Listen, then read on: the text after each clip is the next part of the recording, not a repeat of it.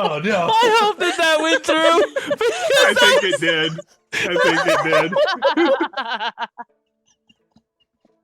That was good. Welcome. Oh, a beginning. that was Setting the tone. amazing.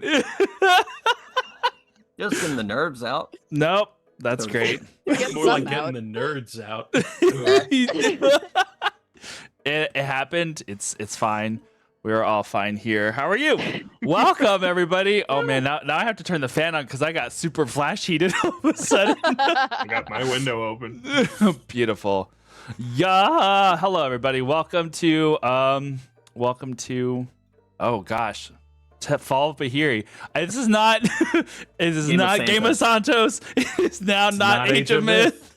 It's my poor Separate brain. thirds, the good times. It's the good- non-cataclysmic event. Yeah, it is the fall. This is you know what? I just realized I meant to say the fall in Bahiri is what it was. It was actually like, it's supposed to be a romantic comedy, and I don't know what what it could be. character for that.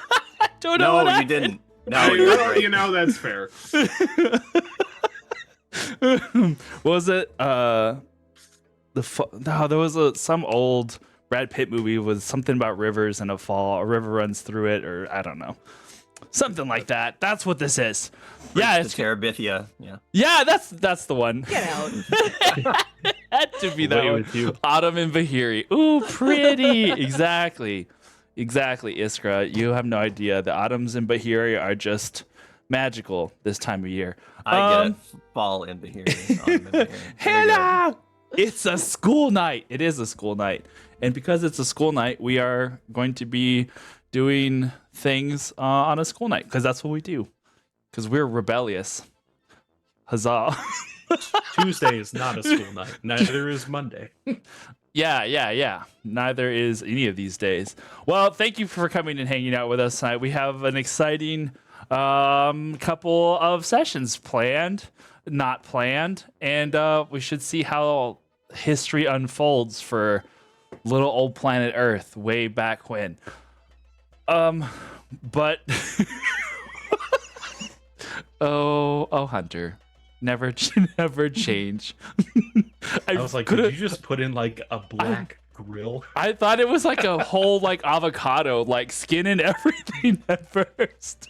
Just eat it like an apple, don't you? Yeah, that's what Yeah. one does. Yeah, it's fine. It's all fine. We're all fine here. Okay. Well, I don't think announcements wise, this is it. You're looking at it. We're here. Woo! But yeah, if you haven't seen us here before, then you know what? This is a good opportunity. I'm gonna allow everybody to introduce themselves because we're never get another chance at this ever again. Just kidding. That's not true. All right. So I guess starting from this direction, so it'll be Mr. Alexov over here. Tell us who the heck you are, because we've never seen you before ever. Oh, hello. My Is name that is your Hunter. character voice? My character just hit puberty yesterday. Hello. That's my Bahiri has fallen. Oh no! I'm writing that one down. There it is. Don't There write me it down. is. Don't curse the paper. My name is Hunter. I'm one half of Janasi Kwa. You can find us on all the social medias, probably Zanga as well. I will be playing Alexov Marianas, Barbarian. Guess that's it. Sure. Okay. Very nice. Yeah, we'll get into your character here in a second, but we'll just do who you are. Okay, well, And you then- didn't tell me that, and you made Well- me embarrass myself. No, it's perfectly fine. I mean, there's a good amount of people who kind of have an idea who your character Tricked is. Hunter to giving away all his information, and now we can. My social security number is... All right. Next over, we have the lovely Threnian.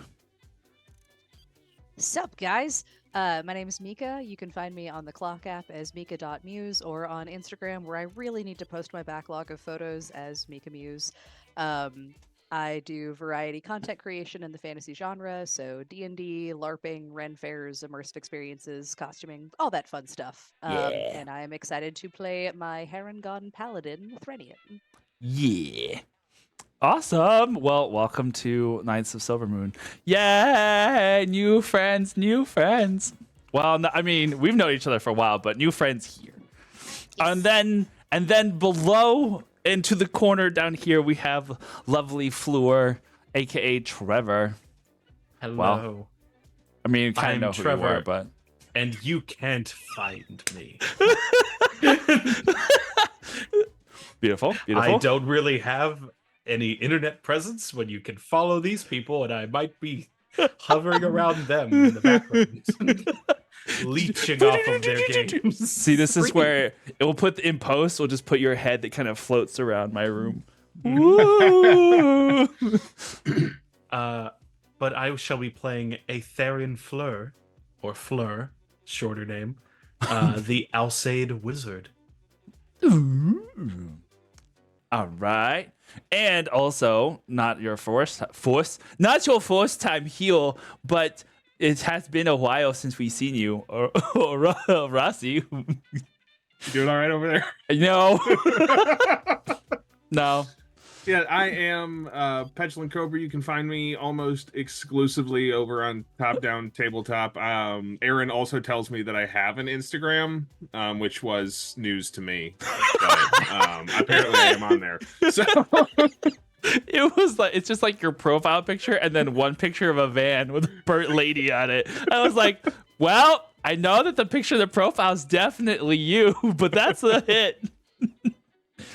But I am excited to play my Yuan-Ti Warlock, mostly Warlock tonight. Mostly. A smidge of musician. All right. Well, and I am. Oh yeah, I guess that was me too. I am. Who is Aaron. Who is this person? A person of no consequence. I am just the background. Okay. Literally, as a DM, I am just the background of the world. It's not that. It's no big deal at all. But yeah, hello. I'm Aaron. I also have just hi. Also have just lost. Oh no, not lost. Gained puberty. So we're both me and Alexov's voice are going to be cracking for the next. Puberty. Plus one puberty. There you go. An alien thing to say. I am definitely a human. Don't worry about it. I have gained puberty. Oh, my I have brain is achieved. My brain is definitely. We're running on all cylinders today. Bodes So well. it's gonna be great. You lost your puberty. I don't remember where I left it. I Plus said one it. hair, plus one acne, plus one embarrassment. Oh no, I've got Minus all. 2 proficiency. The design is very human, very human. Lord. All right. Well. Okay. I don't think we have anything in the way of announcements.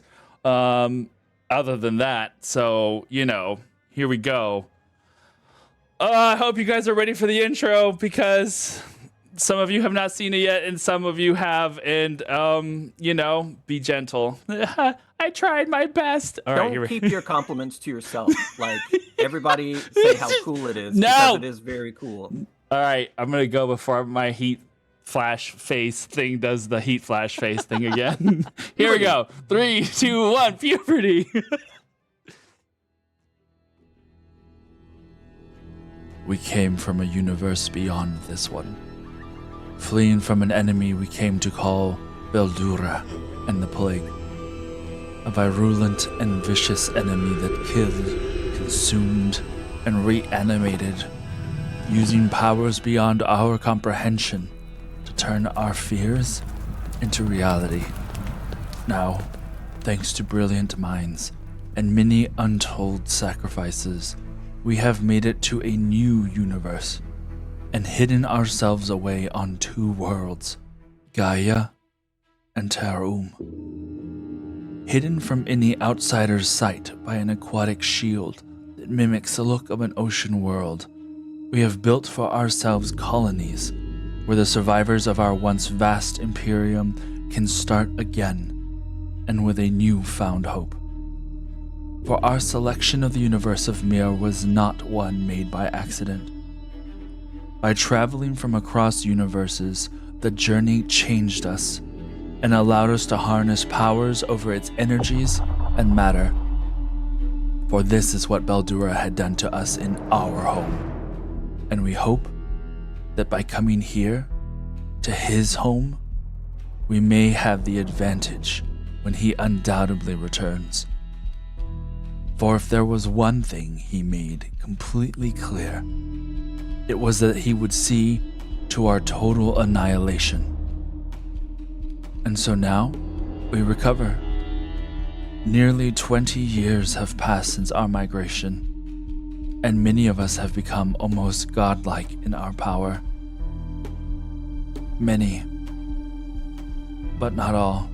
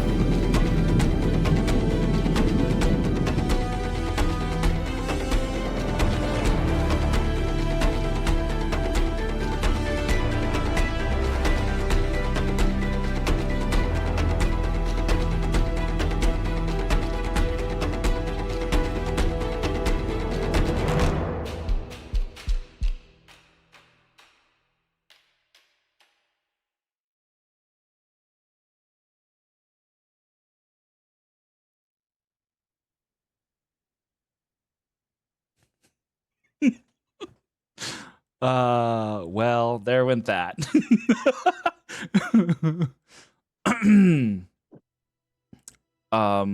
Yeah.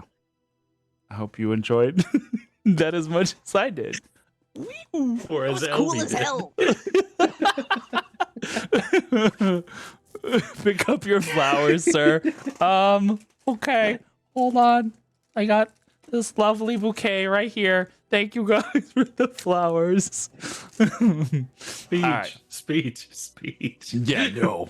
No. All right. Here we go.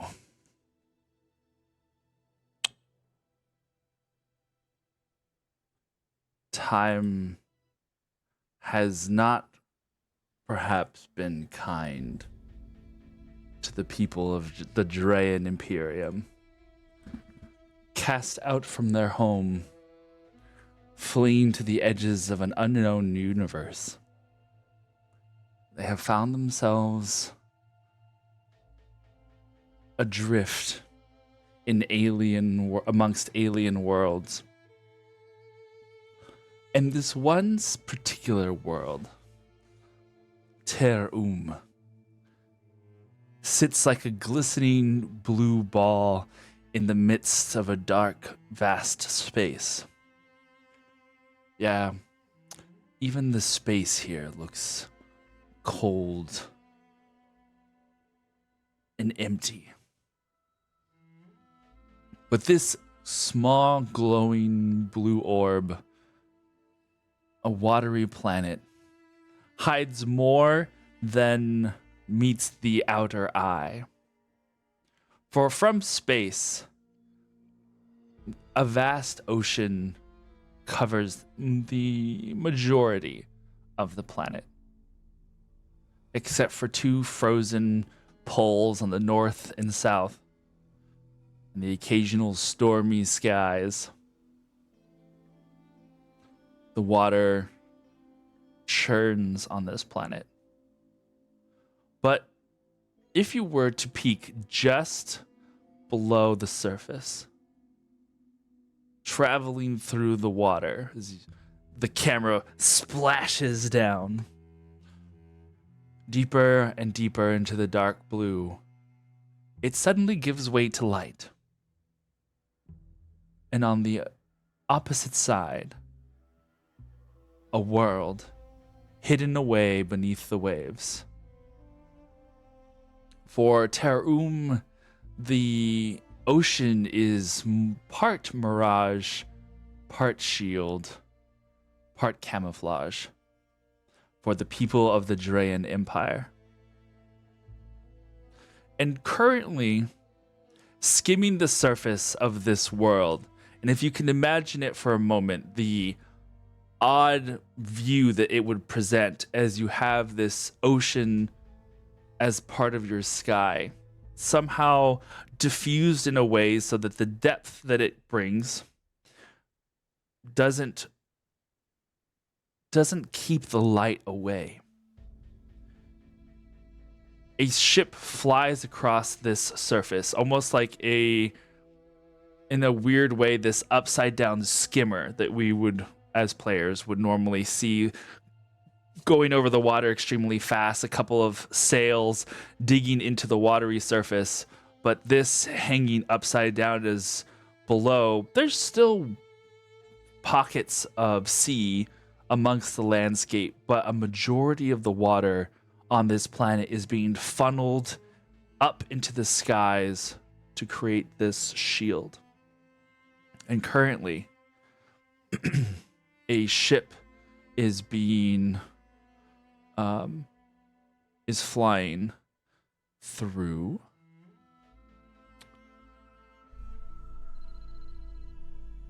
this skimmer. Contains two individuals. What looks to be a younger young man. He's got curly black hair down that kind of hangs down and around his face. Looks maybe early 20s or so. And he sits at the controls of this ship. And as he navigates the ship and keeps it steady on its course to the south, another individual sits here in a sort of like it's almost like a chair that's been leaned back all the way to create like almost like a little bed for you to rest on. If Fleur, you would like to give us a description of what Fleur looks like. Of course. Sitting in the back is a quadrupedal character with light blue skin that resembles that of a deer for the first lower half. On the upper half, much like a centaur, is a fey form with feminine features and a pixie cut with glowing orange eyes. She clutches a large orb to herself and looks out the window at the passing watery sky and at the passing buildings and other ships. On closer inspection, one would be able to note on her head an absence that otherwise is hard to see from farther away. Hidden beneath her bobby hair are two indents in the place where horns seemingly would be. But rather than being cut or broken off, they seem to have been almost scooped out of her head. Without any blood, without any scarring, but to make it even more clear, an absence, as if they were plucked from her. And she looks mournfully out the window. You all have been traveling for a minute. And it's probably been a couple of hours since you've left the last Atlas engine, as you've continued your circuit of not quite a patrol, but just kind of checking in on each of the Atlas engines throughout the network. Currently have been working your way through the southern reaches of the planet. You head towards the South Pole, where one of the two larger key engines sits.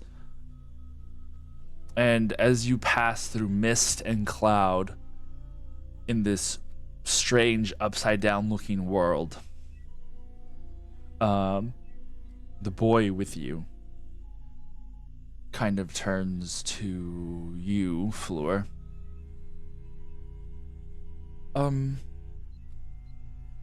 Fleur, can I call you Fleur? Of course. I was wondering. I haven't spent too much time around the Fae, but those that I have, I can say that I have not honestly met many like you. Are there many of your people that came through the migration? Real quick, just because Twitch has stopped working on my phone, we are still broadcasting, right? Mhm. Okay, it's just me then. Not many. At least not like me. There are a few of us that escaped here, but as far as I'm aware, less than 100, but I don't know them all by name. Were there many of you before?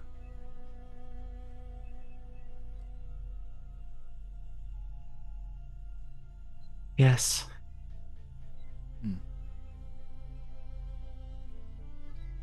Where I came from, you call it the Fey realm. Everything was in abundance, including friends and family.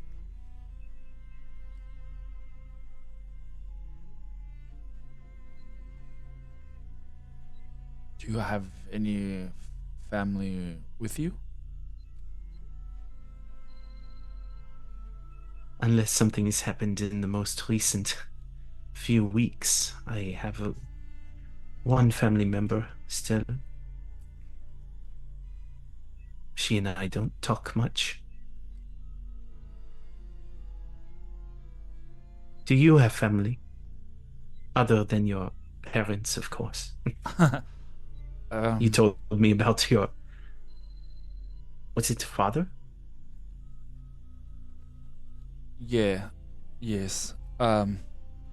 You know General Ares. I'm sure you've maybe have yes. met him before.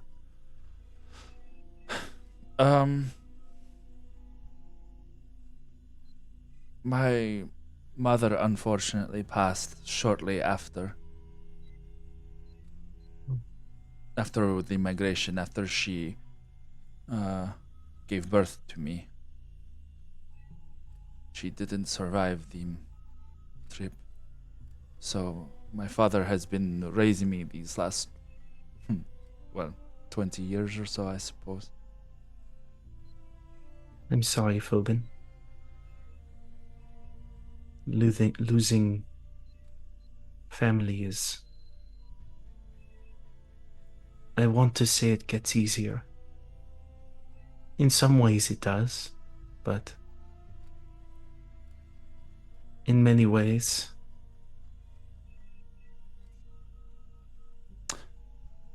And then I have you know my cousin. She's kind of Yes. like my aunt or something, I think. It is, right? Yes. Her and my father are always trying to get me to do something with outside of the city, trying to help somehow the colonies. But It's good to help. Everyone should be doing their part.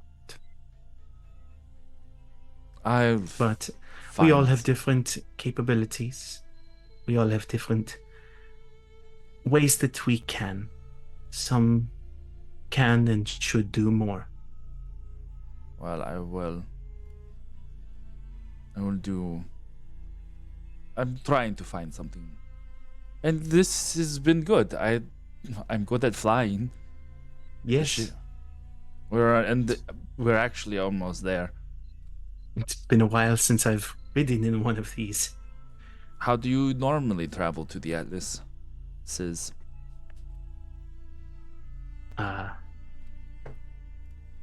Sometimes I walk, but for the longer daily treks, sometimes it's a cloud of mist. Bit faster, bit simpler. Truly, all of the Orphic gifts that the people have received are rather miraculous at times. The things that you can do now, we can do now. He kind of bites his lip a little bit and looks at the console a little bit, and he kind of furrows his brow.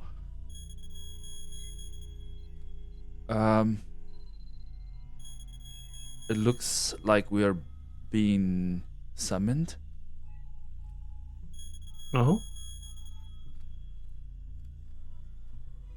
Should I answer it? go ahead. Hello? He doesn't quite know. Is that how you answer? Is that how you answer your speaker? I normally don't get summons. This looks like it's coming from the watchtower, the Oracularos. Oh, yes, Oh. answer it. Ocularos. Ocularos. Yes, the Watchers.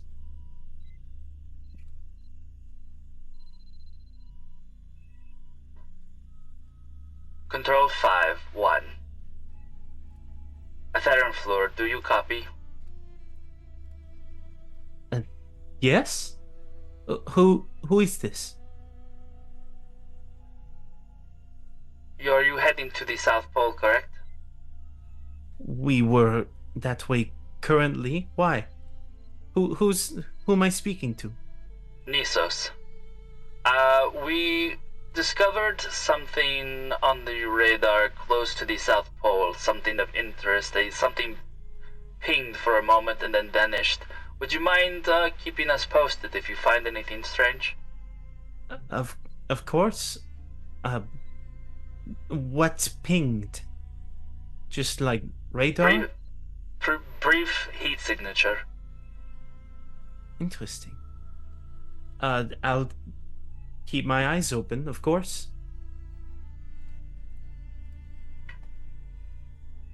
The comms shuts off from the other end.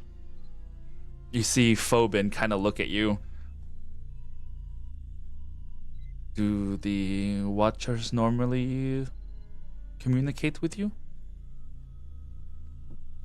No. Few do, honestly.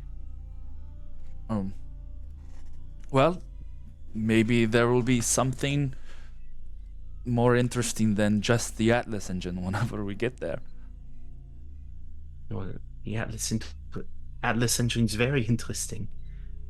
I don't know if I want anything that's more so, but I guess it's a new job, I guess. I'm asking for me personally. Do you mind making the detour? No, You don't need to land if you can open up the hatch. no, I want to be of use. I know how to fight. I can protect you. My father has taught me many things as far as the ways of It's- fighting goes. Unless it is something quite terrible, you would not need to defend me. Well, It's just a heat signature, whatever that entails, in one of the Arctic poles. and as the camera pans outside the ship, it continues to fly towards the South Pole as it cruises along the sky shield of water. The Atlas effect that keeps the Drayan people safe and secure. All right, we will switch now.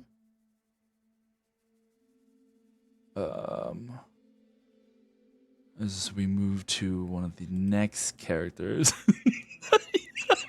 You both going like this. It looks like I'm expecting like a tail. Like there's like some dog tail. Like so everybody's ready.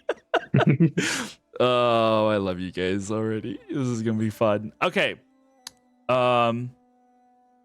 We are actually. Let me bring up my notes again. I'm trying to go digital instead of having 700,000 papers everywhere, and it's like, oh yes, I'm like looking right. Wait, where are they? Oh yeah, it's up here now. Okay. We are actually gonna go and visit Threnian next. So shortly after your little jaunt to the Golden Sunset Tiki Lounge. I was waiting for to say sorry. Wait, as you leave, having met with one of your companions and had the information through that had been delivered to you not but an hour or so ago. Threnian finds themselves walking down one of the avenues where, or actually, firstly, describe for us what we see when we envision Threnian. Once when the Feywilds, when the Fey realm was intact, there was a white-furred Harengon. But something in the passage and the migration changed the shape just a little. So the feet that strike the ground, that pound across the pavement, are indeed still furred, white, paws digitigrade, leading up to a more humanoid body.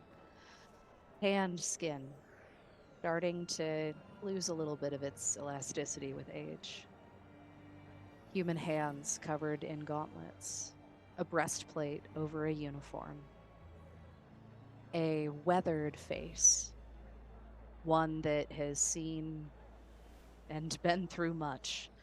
Her hair is long, slightly wavy, a little braided half back, and extends all the way down to her back. It's as white as the fur on her legs, as if to replace the fur that is no longer present on her face. Tall rabbit ears prick out of that hair, twisting every now and again to catch the sounds of the street. White fading into a shade of soft dove gray. Her eyes are alert, dark enough in the irises that they almost look black in the way that rabbit eyes do tend to unless the light hits them just right. And you can see in that slightly careworn face smile lines, crow feet. But the most prominent wrinkles are between the eyebrows, and you can see that this is a person who has spent much of her time looking like this. So now, Threnian, a decorated paladin of the Ocularos, makes her way down the street.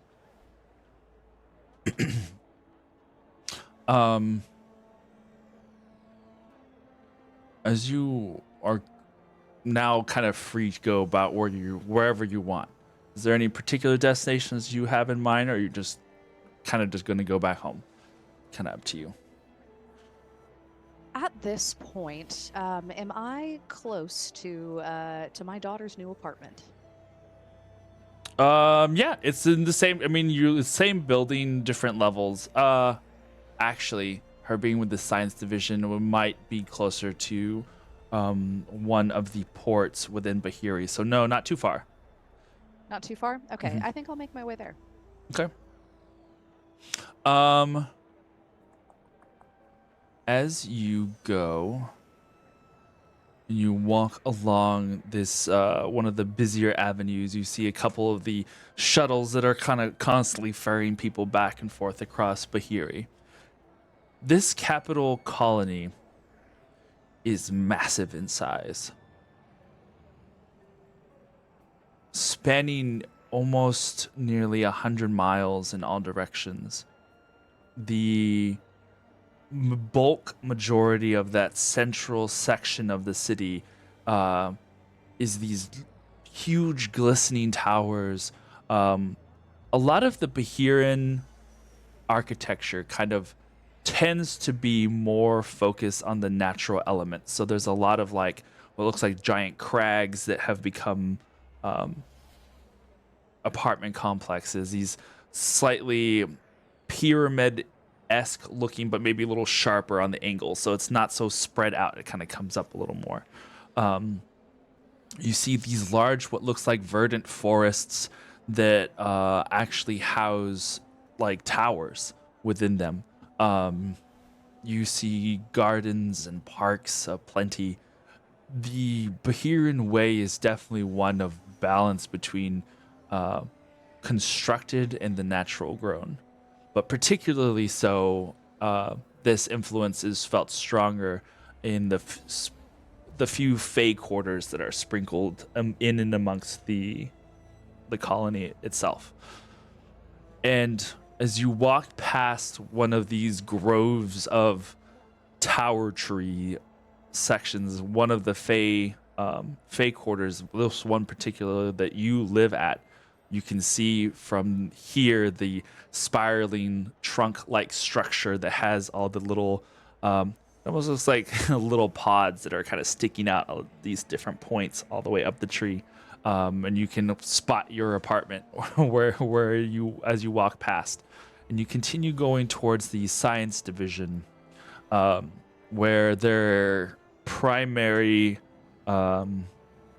one of the larger science vessels has been permanently docked here in the city and has kind of been built up and around to house the various projects that a lot of the scientists from the old universe are continuing to work on. And their work being so important, your daughter, Briar, has been given residence here in an apartment. And you know that now that evening is starting to set, the cloudless sky is giving way to that purplish and beginning to be the dark blue hues as the sun is finally setting in the distance. You get up to the residence section of this science division. Are you going to give her the heads up that you're on your way, or are you going to just drop in for a motherly surprise visit? So, as I am getting to the threshold, there is a moment of pause where I stumble a bit and realize autonomy. She moved out. I should respect that. Yes. And I pull out the little piece that I have that allows me to communicate with her, to give her a bit of a warning. And connect to it with a little surge of energy, holding it up to my face as I go, hey, Cottontail, can I drop by? I'm in the neighborhood. There's a brief moment of silence. And for like a split second, your heart beats an extra beat faster. And then there's finally the response. Oh, hello? You, yes, of course. Sorry, I just got home. Give me a few minutes to clean the place up. You hear something clatter in the background. It's like what sounds like something maybe metallic falls to the floor. Nothing sounds broken, but definitely some clatter is happening. Just give me a couple of moments. Actually, I'll buzz you in, and by the time you get up here, I should have everything ready for inspection. She laughs at her own implication of a joke. I really don't worry. I'm and I look at the front door. I'm like 10 minutes away. Don't worry. Her front door. Yes. I look at the front door of the building as I say the blatant lie and scoot around towards one of the sides of the building. Mind you, as you're speaking, your hand goes down to your side where a kind of like identity card hangs lodged into your belt pouch, and you know that it's there, and you know that it allows you access to pretty much wherever you want to go as per your security clearance. So her saying I will buzz you in kind of is one of those like, okay, sure. So, true to my word and trying to respect her space and independence, I will step off to the side and putting my hand on the hilt of the absolutely not standard issue rapier that I have sheathed at my side. I will just sort of survey, almost out of habit. It's been a long time since I've done any sort of patrol in the street-based sense. But I'll sort of clock what's going on in the street, what's going on nearby, checking out, making sure it's a safe neighborhood, and I'll wait about 10 minutes before I head back to the door. Make a perception check for me. Okay. First roll. Yeah. First roll. See if First it's good. roll. All right, I'm gonna move my camera real quick because the first roll of the campaign is a 20. Oh. I'm sure this will be perfect. Yay! Good So job. that is a 20 for a total of 28. Beautiful. You you stand there and you watch as the people walk by. There's few that come in or out, it would seem. And you have moved away from a lot more of the busier sections of the city. But there's like one or two that does come from the city center. And they walk in past you. And they kind of give you just like cursory, like second, like a double take. As at first they're just like, a person waiting. And then they see you and your armor and the kind of station that kind of goes with that. And they kind of like look at each other and kind of just go, interesting. And they go through the door. This seems far enough away, you would assume, from most people that it does seem like it's a safe area. There hasn't been much in the even with the turbulent times of moving into a new home in a very literal sense of a new city that's only been around for 20 years. There doesn't seem to be much in the way of like any sort of immediate dangers. But eventually you hear the door buzz, bzzz, and then the door opens on its own. And you would imagine that was your buzz in. So I move very quickly in a very military-looking step, going from my effectively parade rest to go into the building and head up to the floor that I know Briar lives at. Okay. You get up to the door and you like prepare to like signal that you are here, whether it be a knock or you actually use the doorbell, whichever one you prefer. You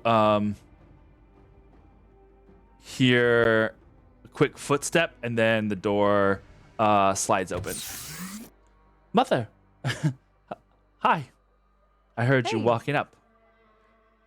Yes, it's so good to see you. Can I come in? When she first pops in, she does the mother and like puts a hand up on the door frame, like almost trying to cover behind. Sure. Come in. And she gestures into the small and rather packed looking apartment place. So looking around the apartment, what is the state? How did she clean it up? Does it look like there was a panic clean? It was definitely a panic clean. You see a towel in the sink covering a small mound of something, probably dishes, but with the towel over it, looks like she was in the process of cleaning. There, you actually see that the other side has some freshly steaming water, so it looks like she was like gonna try and clean the dishes and then decided there were other things to her attention.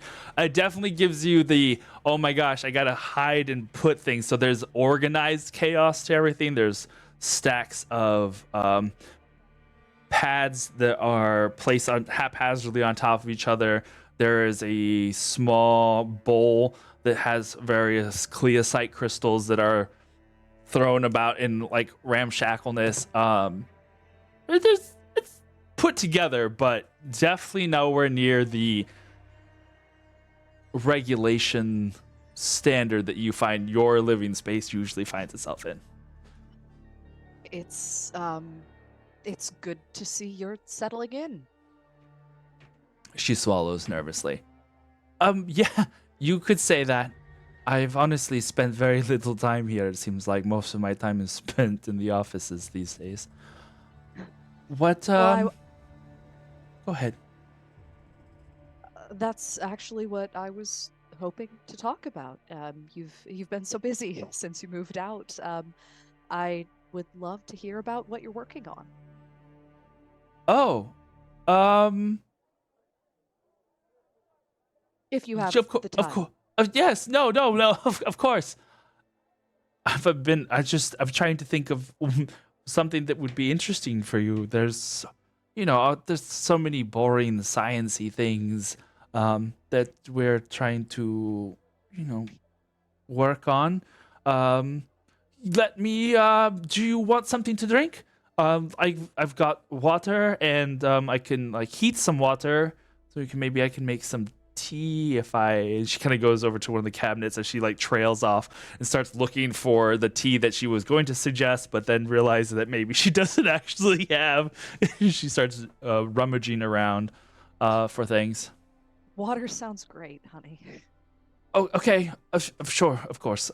She goes over to the sink and grabs a glass. But she doesn't use her hands. She gestures outwards to the cabinet, and the cabinet door slides open on its own accord, and a glass levitates up from the shelf. And it comes to her hand, and then she brings it over to the under the faucet. And as the water pours in, you see it trickle in, and then it kind of frosts on the outside of the glass as she cools it. You've been practicing. Just a few things. Honestly, she hands it to you, and it's like the crispest, coolest, and freshest spring-like water that you could possibly imagine. I've been practicing a lot, actually, but this seems rather simple and mundane at this point. Have a seat.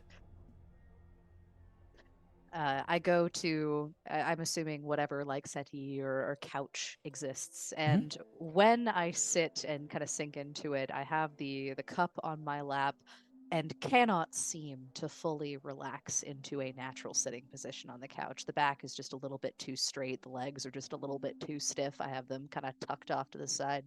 And after a moment, I relax and effectively bunny spread, leaning forward with my elbows on my knees, and I look at her. Now I know you're not going to try to tell me that lab is boring. Because if you do, I'm not going to believe you. Not when you were so excited to get that job. She looks for a moment, not necessarily like a rabbit caught in headlights, but gives you that look of like, oh, okay. No, but yes, there's just a lot of things that I'm trying to figure out what is acceptable to talk about yet and what is not. There's a lot of things, most things actually, that, we don't speak to the public about. As she mentions speaking to the public, I pull out my identification card and just sort of jingle it a little bit. That's why I hesitated, because I knew somehow you were going to do that. Make a persuasion check for me.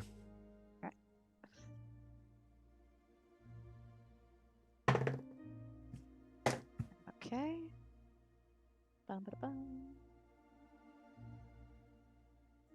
All right. That is a 12 on the die, 22 persuasion. Okay. Well, I did not roll that high, so that is fine.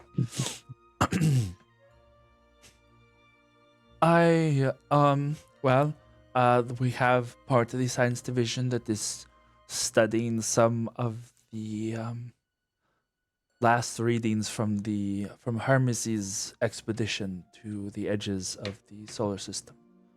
Trying to get a reading on what some of our neighbors are like. So far, nothing.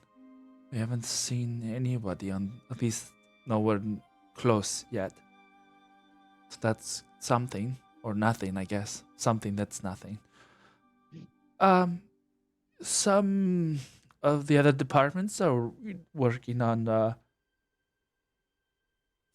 agricultural things, learning to feed the colony. And I'm working with Dr. Aura on studying some of the effects of the plague. Does the name Dr. Aura ring a bell? Dr. Aura is one of the heads of the science division. She and several others of same level of notoriety helped in determining that this was Baldura's home universe. They helped in locating a suitable system that seemed far enough away from the centers of the galaxy to not be as noticeable in case that there were any prying eyes. So they've kind of been in charge of a few things, most notably those related to Baldura's origins. So it's not too far off that she would be studying something like this, but So at the mention of the plague, the eyebrows shoot up considerably as there's a brief moment of the plague, the plague. That yeah, that I can see why that is very important for people to be studying. That's great. she kind of smiles weakly. Make an insight check for me.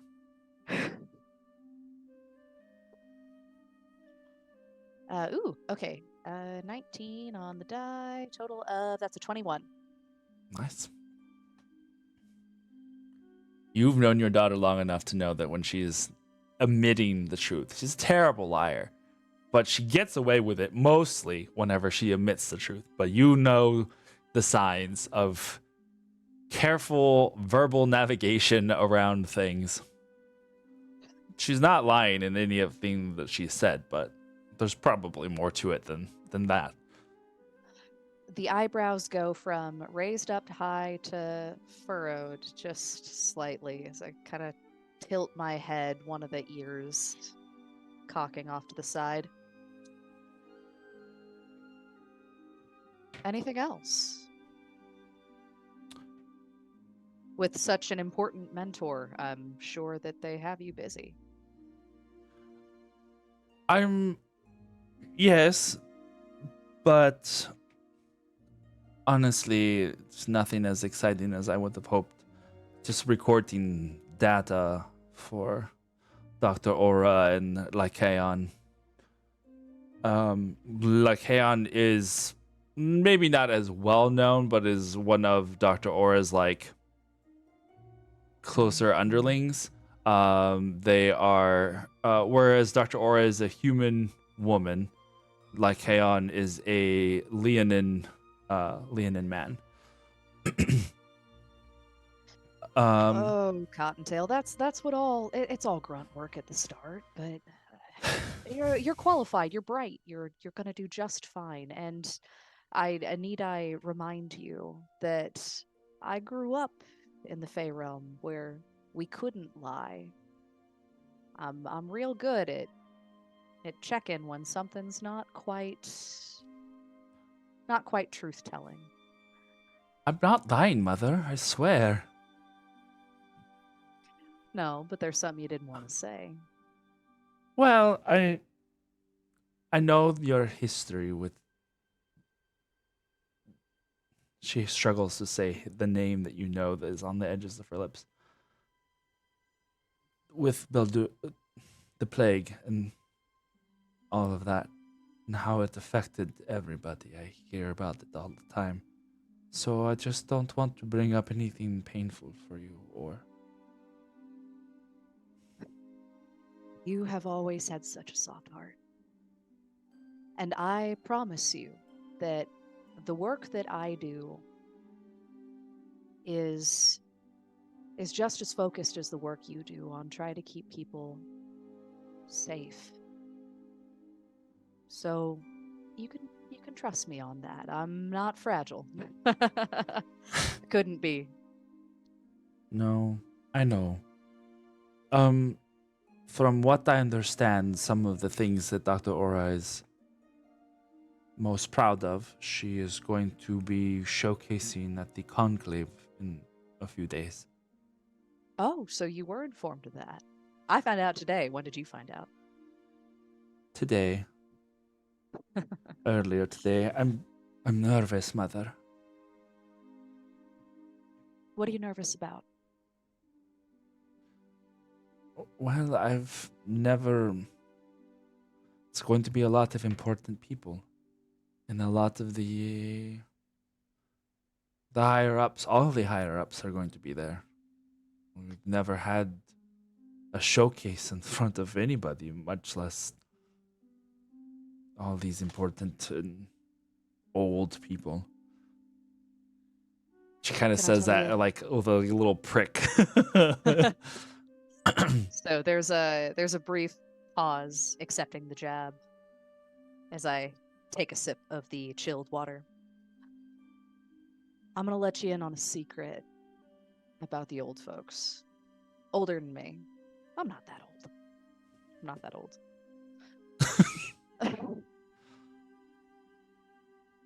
The people in charge, people like your boss, my boss, our boss's bosses, some of them got there because they're really good at what they do. Most of them got there because they wanted a leadership role.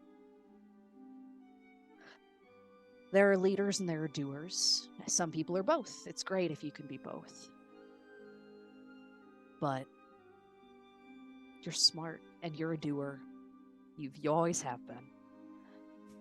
And the leaders need a mind like yours to tell them the right way to lead. They need to think it's their idea, but they need people like you to know how they can lead. You're just as important as they are. Don't let them tell you otherwise. And if they try to tell you otherwise, let me know. I'd be happy to talk with them, honey. No, Mother. I don't need any of that kind of embarrassment in my life. You never let me have any fun.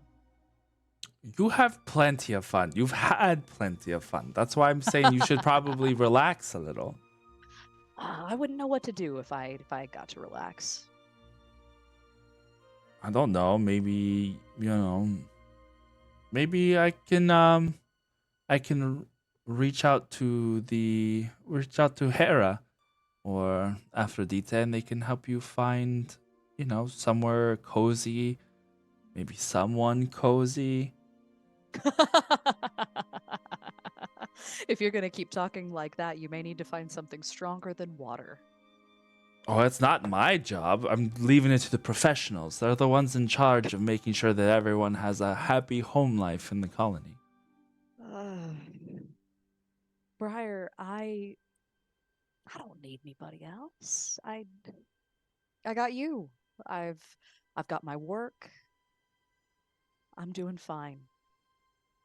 I just wanted to make sure you're doing fine since you moved out and Well, with everything that's going on recently, I just feel like having a little stability in your life is not a bad thing. I know that a lot of people are worried about the future. And we are working to make sure that we have something stable to work for. If I do my job right, you and everybody else are going to get to build that stable future. So you keep doing what you're doing. I'll keep doing what I'm doing. And, it's as long as there are people on watch who can keep us all safe, then the people on the streets will never have to worry. She nods. I understand. She looks over at you as your device rings on your side. Just, I gotta take this. And I'll scooch my way off to the side as I pull it up, my communication device, and Um, immediately snap into an even more rigid posture. Lieutenant Threnian speaking. you see that this did come from the watchtower. Let's see. Hold 2 seconds. Let's switch this over. I'm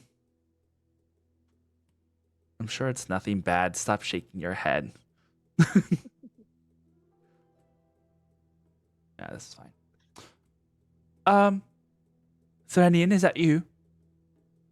You hear the Speaking. voice of Gwendolyn Sirona, one of your compatriots, a lively spring Eladrin that you know back amongst the Ocularos. A little on the flighty side, as per spring generally, but still a trustworthy and stalwart friend. Dear, I'm sorry, are you busy at the moment?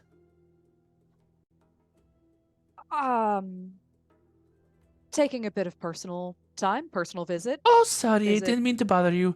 Anyway, I have something that I was told by the Commodore General to pass along.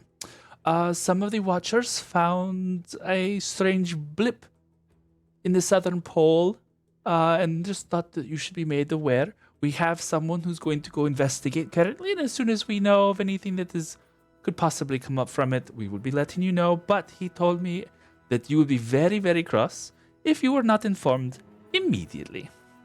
A blip. A heat signature, probably just a meteorite or something crashing into the southern poles. It's nothing unusual, and we've seen it before, but as per the last 3 times that it's happened, we are here letting you know so that you will not be upset later on if you are not told about it. Are there any cruisers available?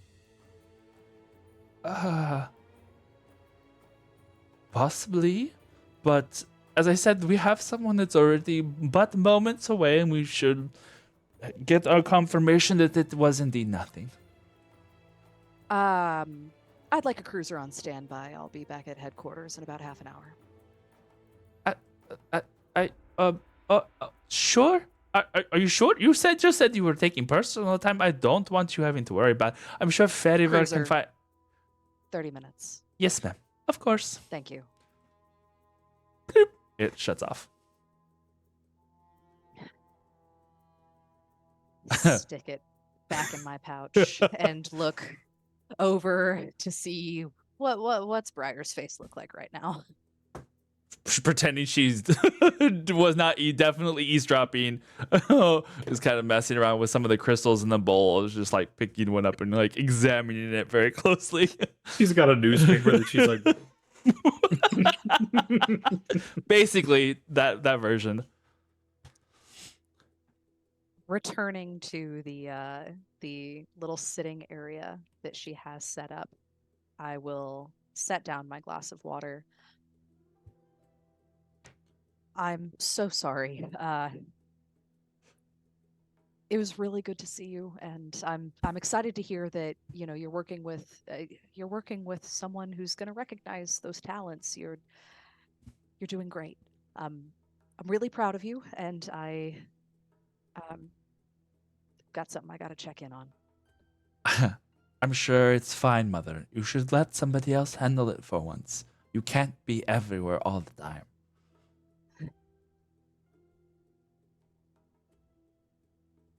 Maybe not everywhere, but I just want to make sure that it's done right. She kind of shrugs. I've given up trying to argue with you about this. She smiles. It's only paranoia till you're right. As you say those words, you hear her or see her lips mirror those words without actually saying them out loud, emphasizing the fact that she has heard you say this a couple of times.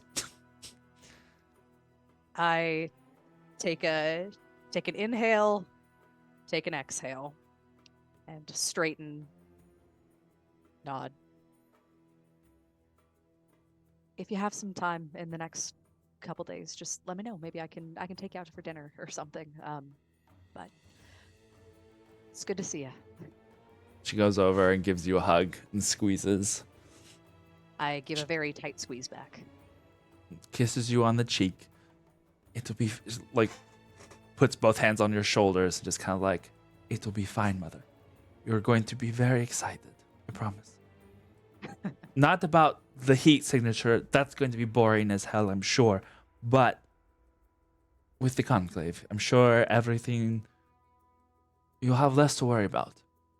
Honestly. Ah, yes. Nothing like an intelligence briefing to set the mind at ease. And I give a little forehead boop. And I say, love you to the moon and back. I'll see you in a while. She nods. And I Then depart. open the door, and it closes behind you. All right. As you head off to your 30-minute cruiser inspection, is this gonna be the new sign of like, all right, who's next? All right. Nice. I'm loving it. Okay. We now scooch not too far over, also in Bahiri, as we go to our dear, sweet Alexov.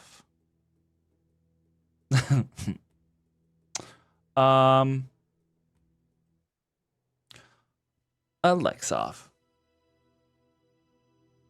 you, having just recently left your haunt, walking through the evening night, or now, well, evening and now approaching night of Bahiri, the city around you that has become your ward, as it were. You clutch at the hilt of the sword at your side. What do we see when we look at Alexov? Alexov, captain of the Guardiani. He is probably about 6'2", muscular, just a stout brick of a man.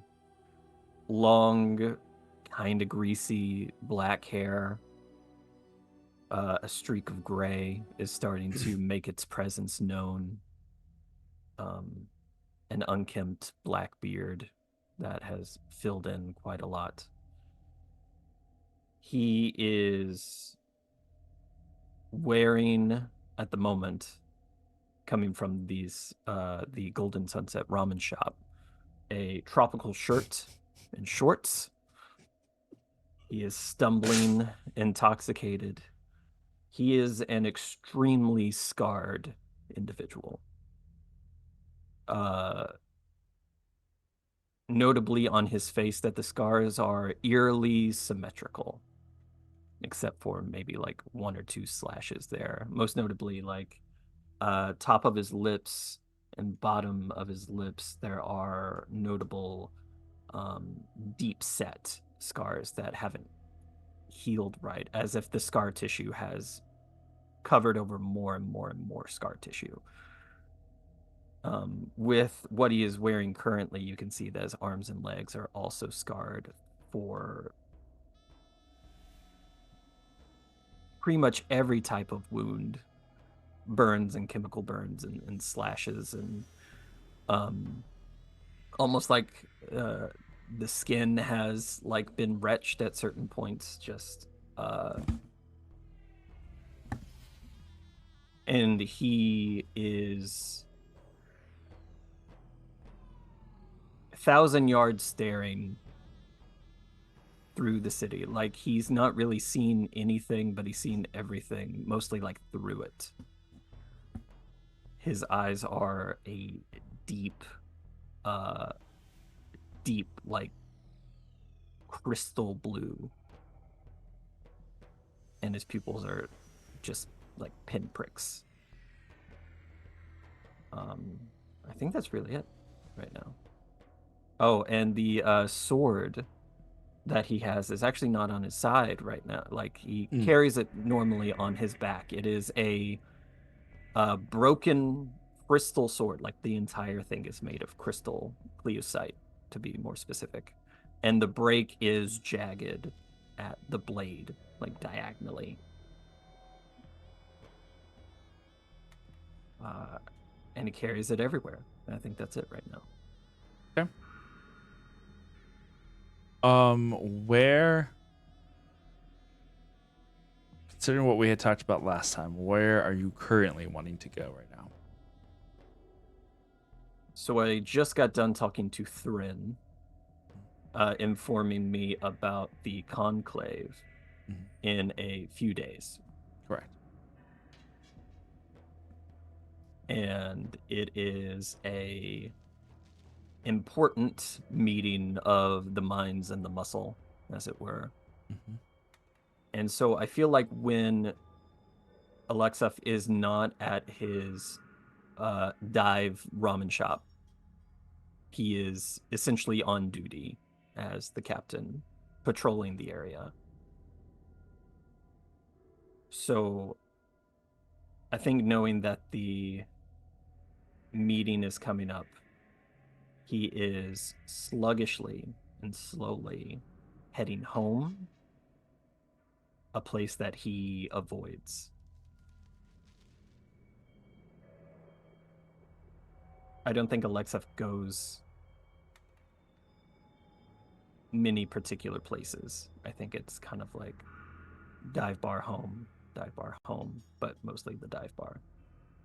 And then everything else is just wandering outside, not pretending to do his job, but No. being official.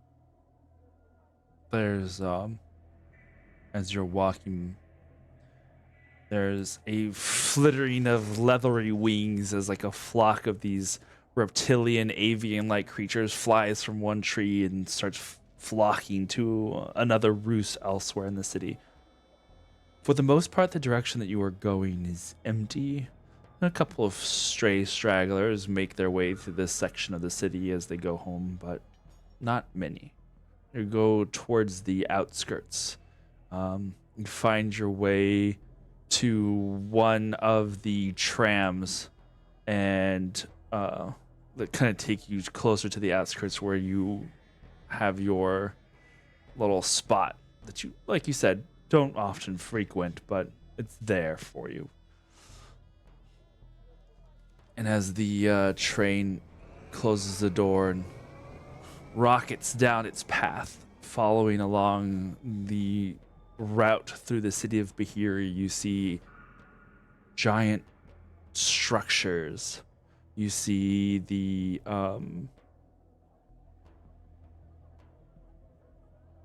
giant ships that have now been permanently grounded, the colony ships that have been used as like a basis for the city center itself, and some of like the science division and such, as you pass through the artificial forests and some of the not artificial parks and such that the train navigates. And as the windows kind of flash with the changing of the light and scenery, occasionally dipping you in complete darkness and then back into light again. It's in one of these transitions that across from you, sitting on the opposite side of the train, a haunting vision sits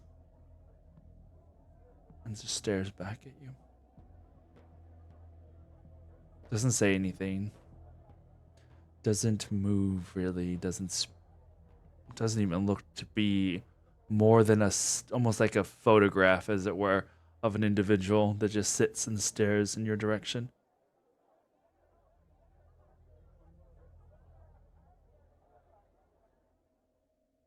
I will stare back. Not scared or surprised, more ambivalent, familiar. You hear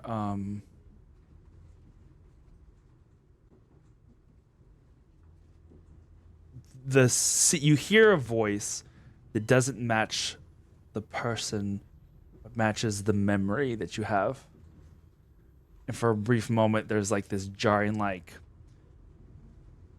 soundscape of, it's like listening to a recording of a voice in a certain place and time. So you hear all the background noise and everything that's associated with it. And even though there's that gentle, like, thrumming and vibration of the moving train, you hear the loud sounds of battle. And the voice that says, "Yes, sir. Now let's see about getting these fine citizens to the pod bays." And then a struggle and a cry as that individual leapt towards danger. And that individual that sits there across from the seat now moves and stands and walks towards you. And the closer he gets, the more he begins to dissolve, falling away like pieces of sand, floating in the wind, just, and dissolves as he passes through you, almost as if carried away by the passing of the wind of the train. Alexef is going to scowl and tug at his shirt corner and just kind of rub it like a worry stone, but not break that stare, like so stoic. This is not the first time you've had a vision like this. And if the last 20 years has been any indication, it won't be the last. You continue down to the city towards the outskirts where you live. Finally, the train arrives and slows down and allows you to depart. Only a handful of individuals get off at this station, and you make your way to your abode. As you turn a corner, as like the lamp posts kind of light the pathway to this residential district, you see that individual again. Walks up into a patch of light and just watches you as you walk by. Just kind of like, doesn't say anything. You continue just walking straight ahead. Yeah, I don't make eye contact or anything. I just let the periphery do its job. And you can see that as he watches you walk, you're just kind of constantly there, and it happens at least a handful more times until you reach your abode. You'll see him in a window. You'll see him come around the corner as you go the opposite direction. You'll see him standing and leaning against the wall, just watching you as you continue to walk. It's almost been a constant companion, even if it's a tortured one. Always present. Never speaking. Except for the few words of memory. I think near my abode is a lamppost that doesn't work because it is bent multiple times like a crazy straw, where Alexev has tried to release the anger before going home.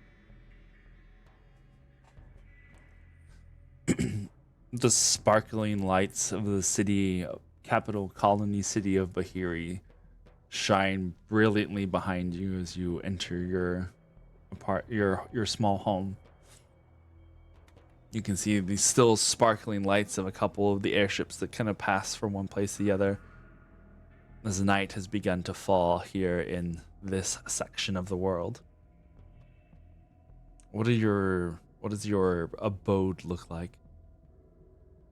I always imagine him kind of living in essentially like a motorhome, like an Airstream kind of thing.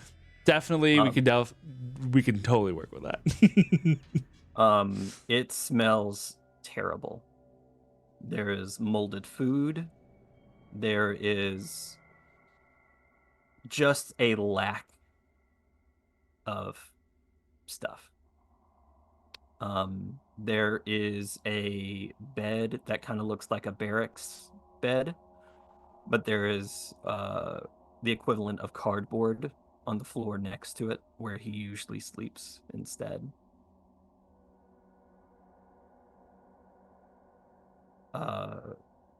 Wood paneling.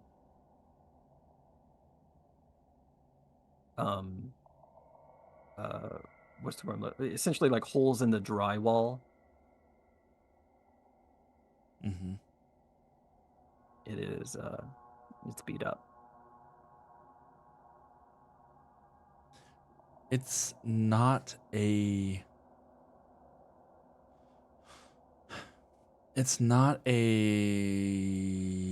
person that makes this sound. It's just this slow breathing. Like a rattle.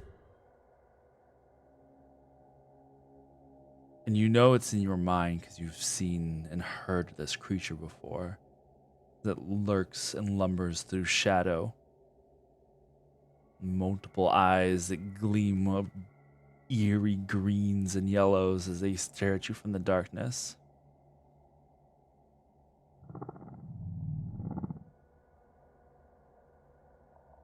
The source of many of those holes in the wall that you have punched at, but something that still lingers in the corners of your mind. A mix of memories of past battles, past torments. You close your eyes for a second. When you open it, those eyes are gone. No longer there. I'll throw my sword on the counter. It lands with a heavy clank. Just no sense of like honor with it. Mm-hmm. Like an anchor finally let go of, at least temporarily.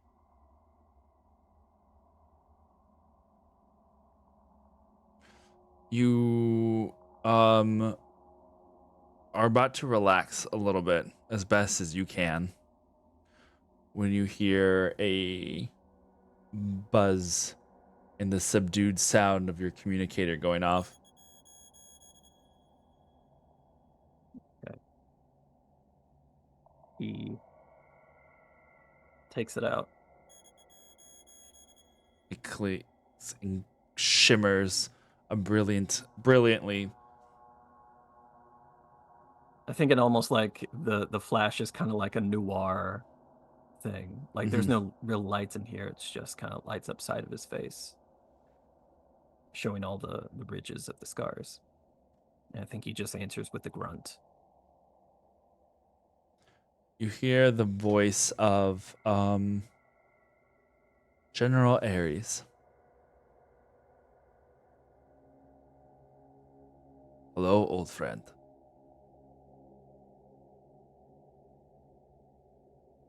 Ares.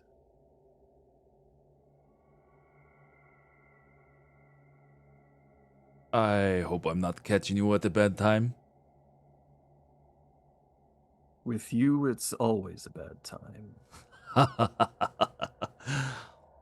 Oh, there were a handful of good ones, I recall.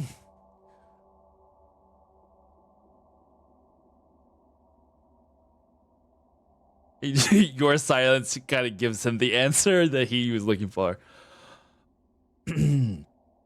I'm assume you've been made aware of the conclave that's happening in a few days' time. I have.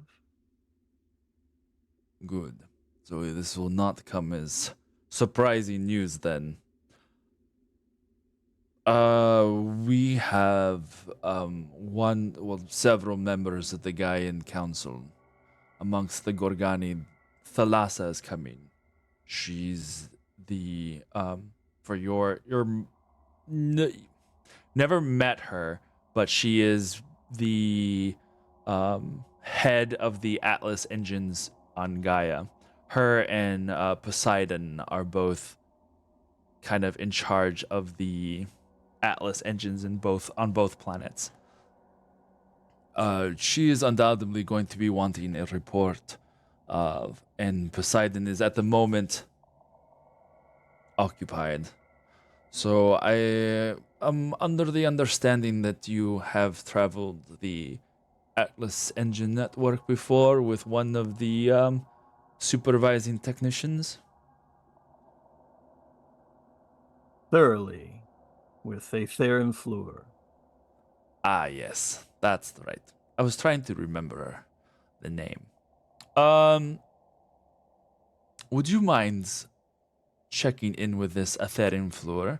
It is my understanding that they will be finishing up a survey of the southern quadrants, and that's the last section that I need the report on. It would be. I would be very grateful if you would check in with her once she returns. Aren't you kind, General? I have been called many things. Kind is not usually one of them, but I'll take it. I'll add it to my repertoire. I'm sure you've been called many things, including by me. All in good fun. I'm sure you didn't mean most of them, I don't think. I haven't had fun in a few decades. There's this General. there is this awkward pause of just like, right. Well, maybe we can change that soon, huh? Should try and get you Jump rope? Dodgeball? You want to take me out on a date? I mean, if you're buying. No. Oh, My well. pension doesn't allow. Well, then I suppose we'll have to settle for some jump rope then. We'll see you in a few days, eh? Or hopefully I hear from you sooner than I see you. I'll be the one with the jump rope. Looking forward to it, friend. The communicator shuts off.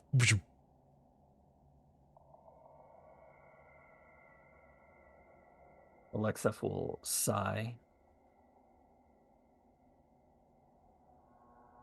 Eyes will dart around to the holes in the wall, to the lack of light.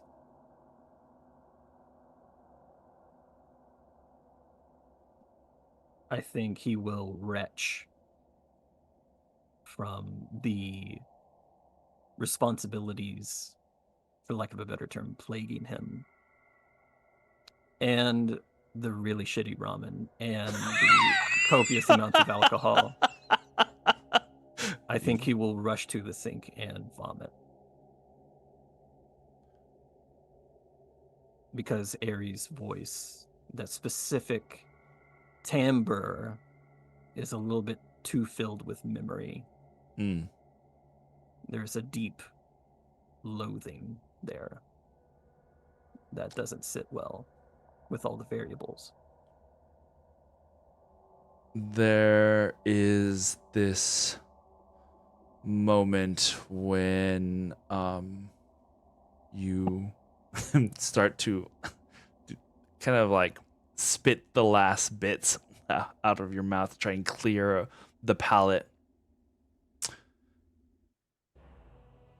Ooh, oh, that's the wrong. Hold on. There we I felt very inspired for a moment. go.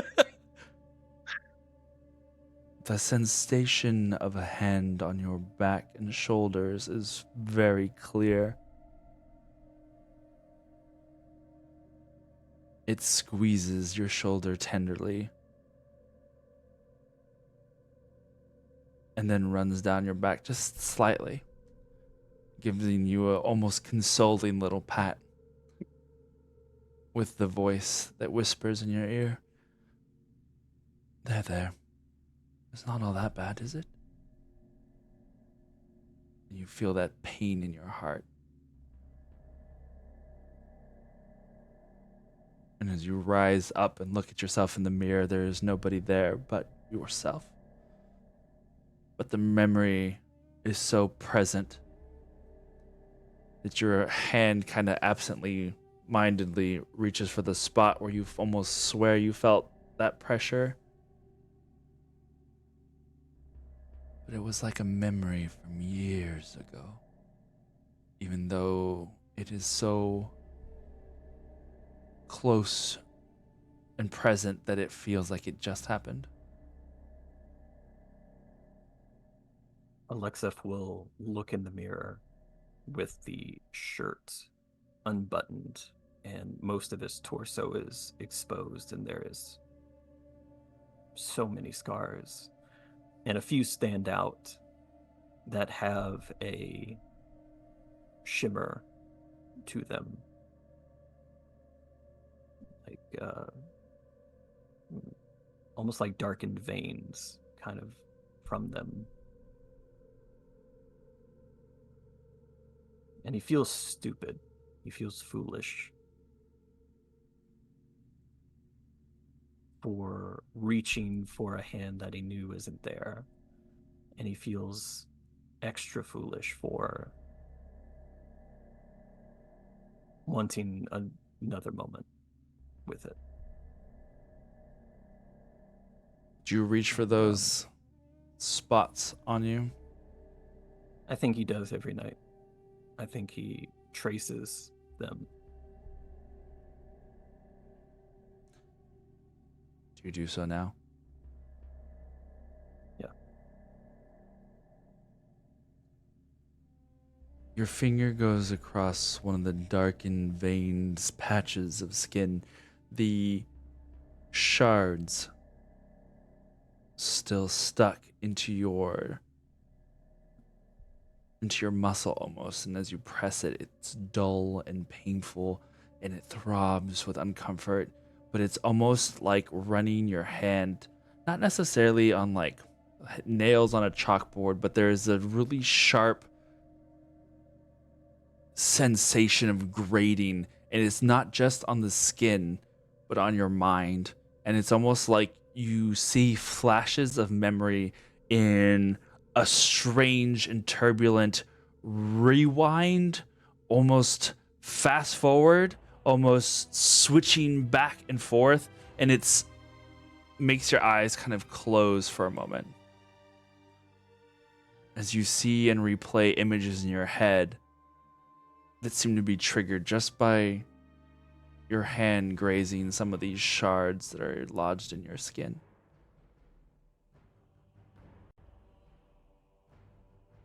I welcomed the pain. I do that for hours. All right. You stare at yourself and grit your teeth as you stare into the mirror at the person that is there staring back at you. And the camera pans out and away. I go. do want to say one last thing. Sure. when he finally succumbs to sleep. He takes off the shirt painfully, like he's dislocated a shoulder 1,000 times. And he takes it off arm by arm and spins it around like someone about to hang it up, and puts it back on, and the shimmer weave of the shirt becomes a gray uniform splashed in blood.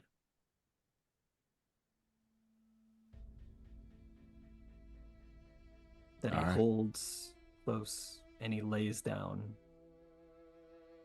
and he just fetal positions on this cardboard, holding a jacket that is not his own.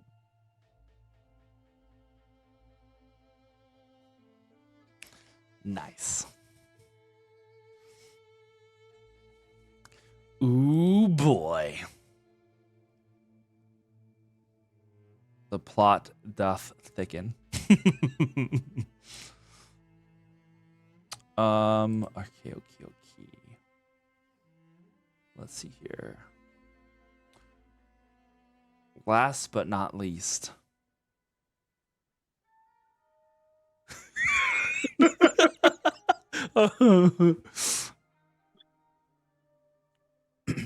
We travel across the stars through untold space, nestled within the warmth of an expanding nebula. Gaia sits like a blue jewel, its waters slightly different than that of Ter but waters nonetheless that cover a beautifully verdant forest world. See, the waters from here, while still a shield, just as Ter were plucked from the rings of ice around the planet itself. And so it shares a different color than the waters that sit below this water shield in its smaller oceans. It is a very unique place of immense mountain ranges and even more immense treescape. But here within the capital city, excuse me, get to your notes over here. The capital city of Aurea.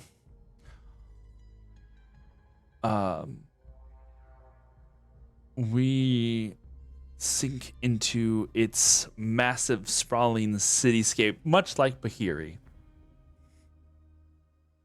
But here, amongst the hallways in the Gorgani capital, we have one particular individual that is currently slithering his way downtown, as it were. What do we see when we see Orasi? Yeah, as the camera pans in on Arasi, a gentleman quite tall, somewhere between 6 and 7 feet at the shoulder. Varies a little bit depending on how straight he's standing up, with a loosely tied back mess of snakes growing out of the top of his head, with a black and like a light bluish gray banded pattern matching the large snake-like body that makes up where you would expect his legs to be. Draping down over his shoulders, a very simple but finely tailored cloak with cuts in the sides, making openings for his 6 arms, as he's currently slithering down the hallway back to his perhaps office to get some supplies together for a trip he learned he's about to take. Indeed. Having spoken earlier with your, well, the relationship here is unique. Not quite your boss, not quite mentor, not quite coworker. Gaia has been a person that you have worked closely with since now long before the migration. You and her and some of the other Gorgani have done your best to navigate and provide a future for the Drayan Imperium since time immemorial, it seems. At least that is the task given to the Gorgani.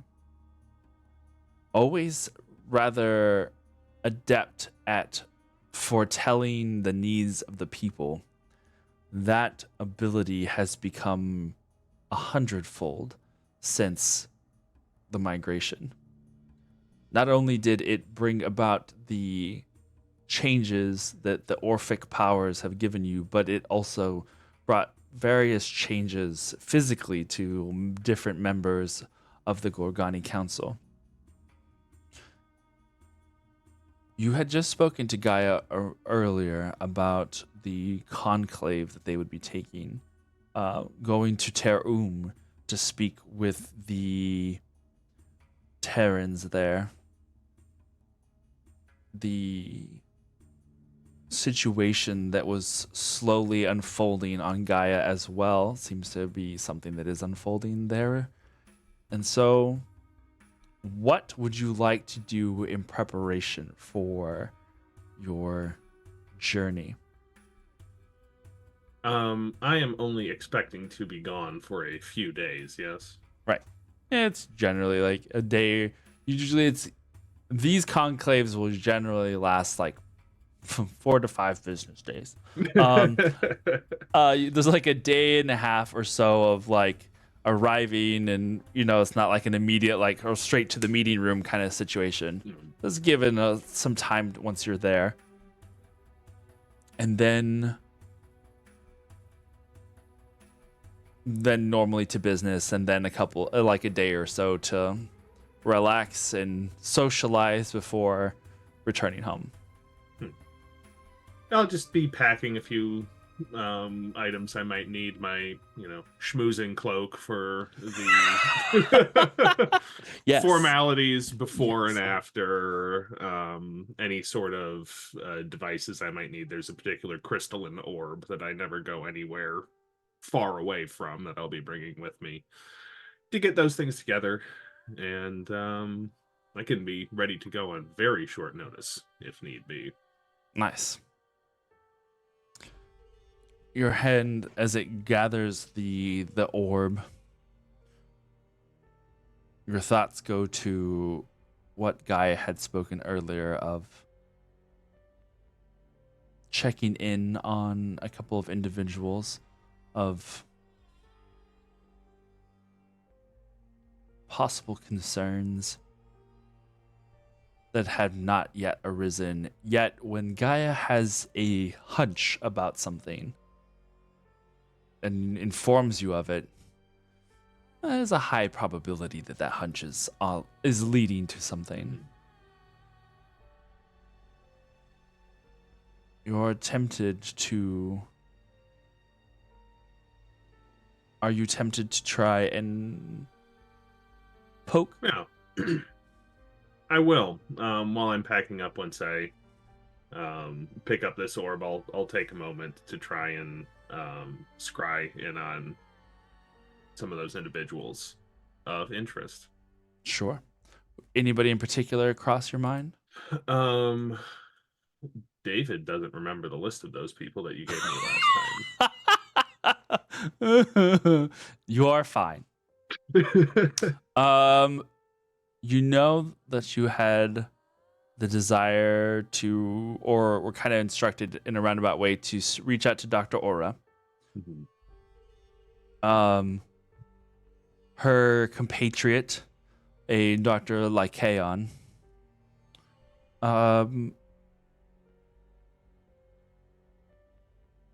Those are the two on Terra that are on Terra that have been like highlighted, I believe. Okay. But you know, your mind wanders. You can whomever you think that Orasi might like. It doesn't even have to be a certain specific person. It could be just like No. poking around, whatever you.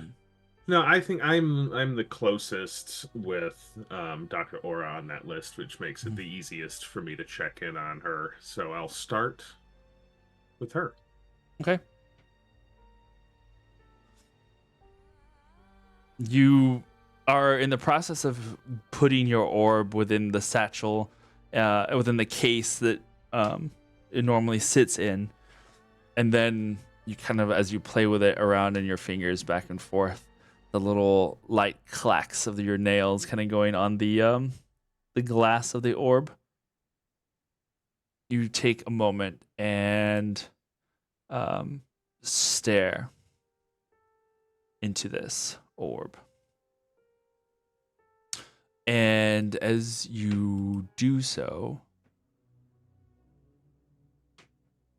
the marble-like insides begin to uncloud themselves, and the veins of mineral that kind of course through it kind of shimmer and glisten as they have at first these browns that then shimmer with life and become golden and platinum and silver and back to gold again, and then they fizzle and move away. You see Dr. Aura, a tall, slender woman in this very fine white and gold uniform.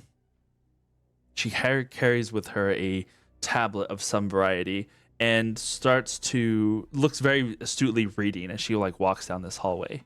It looks like probably a laboratory of some sort.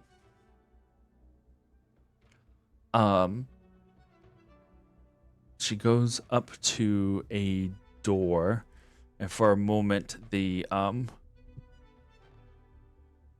tablet shifts in such a way that you can see directly onto it. Do you try and focus on what's on the tablet? Oh, of course. Make a persuasion. Perception I check, got you. please.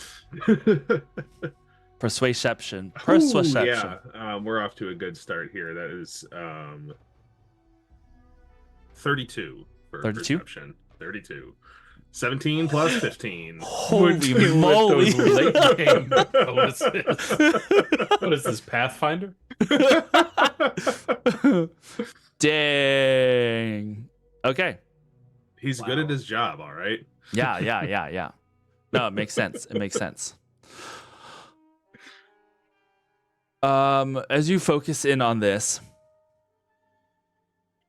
you kind of drag your hands across the orb. Enhance.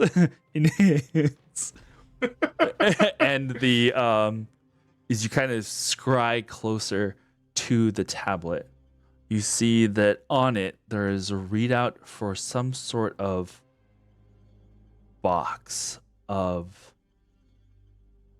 what looks like a crystal with gold trim. It looks almost like a chest size chunk of cleosite.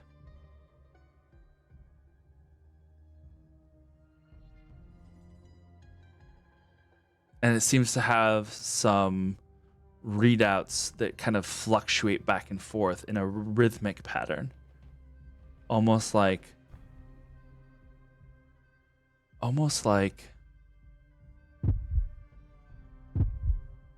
a heartbeat.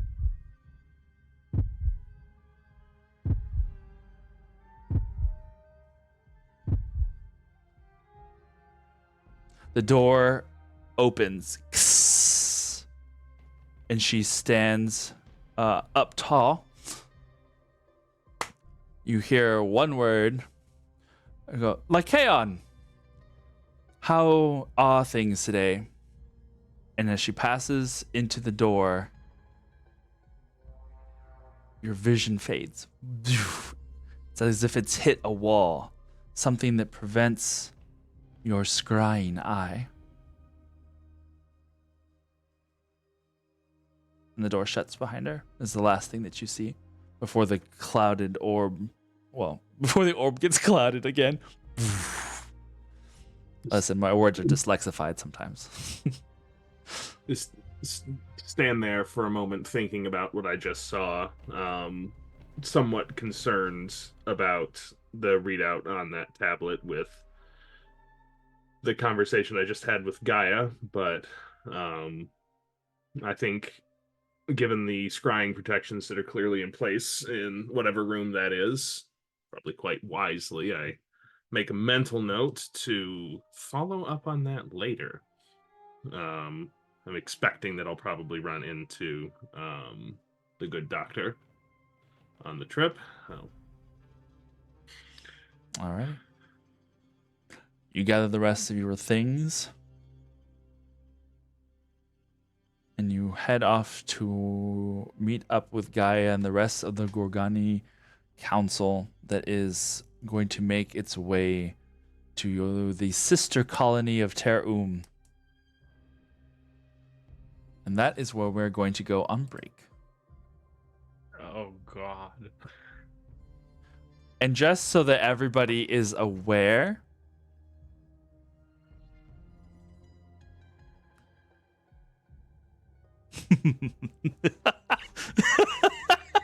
I don't know if you saw that on the screen. No, I can't see what Twitch is doing. I haven't been able to see since. Oh, that's fine. That's fine. Don't worry about it at It's all. fine. It'll be fine. Fine. It'll be It wasn't fine. like an eye with a laughing sound, was it? Nope. But we will be right back as we go refill our drinks and prepare for whatever comes next.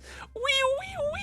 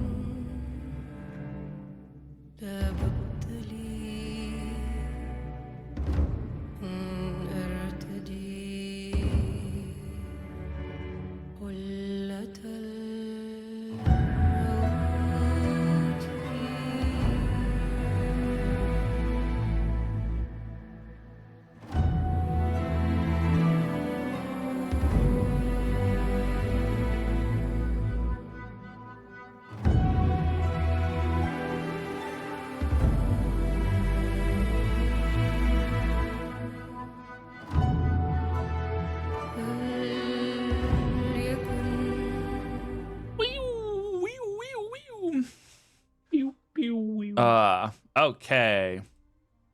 We here. We doing the things. Let us pray. let us Let's pray get that started. counter is a lie. Yeah.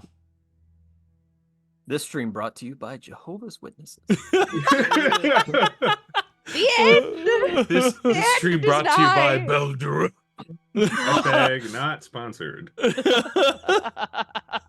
but hit us up. Yeah, I'll sure make sure the Beldura gets to you as soon as possible. Okay. Fluor, a Theron Fluor. The small cutter craft has arrived at the southern pole.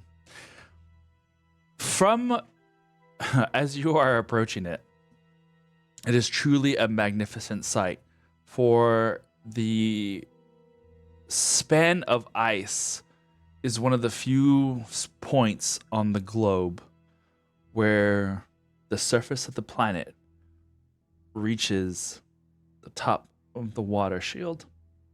A span of 3 miles of ice expands upwards in a massive wall that seems to expand across the horizon, as very literally it creates almost like an ice shelf from surface to water. The poles are important. While the Atlas engines spread across the network of the planet's surface creates the lattice of the shield network, the poles themselves are almost like a baseboard for each side. They are the pillars on which the shield stands, and though the waters meet the edges of this ice, it gives it strength, and it doesn't. The waters here are obviously cold, but the magic and technology that is used in these Atlas engines here operates somewhat differently. So the north and south poles are kind of key to maintaining the shield. So the fact that a brief heat signature popped up on the Watcher's scopes is both alarming and also not surprising, as this is also a section of the planet that does get a lot more attention and has a little more of gravity to it, both in the literal sense of gravity and also in the important sense of gravity.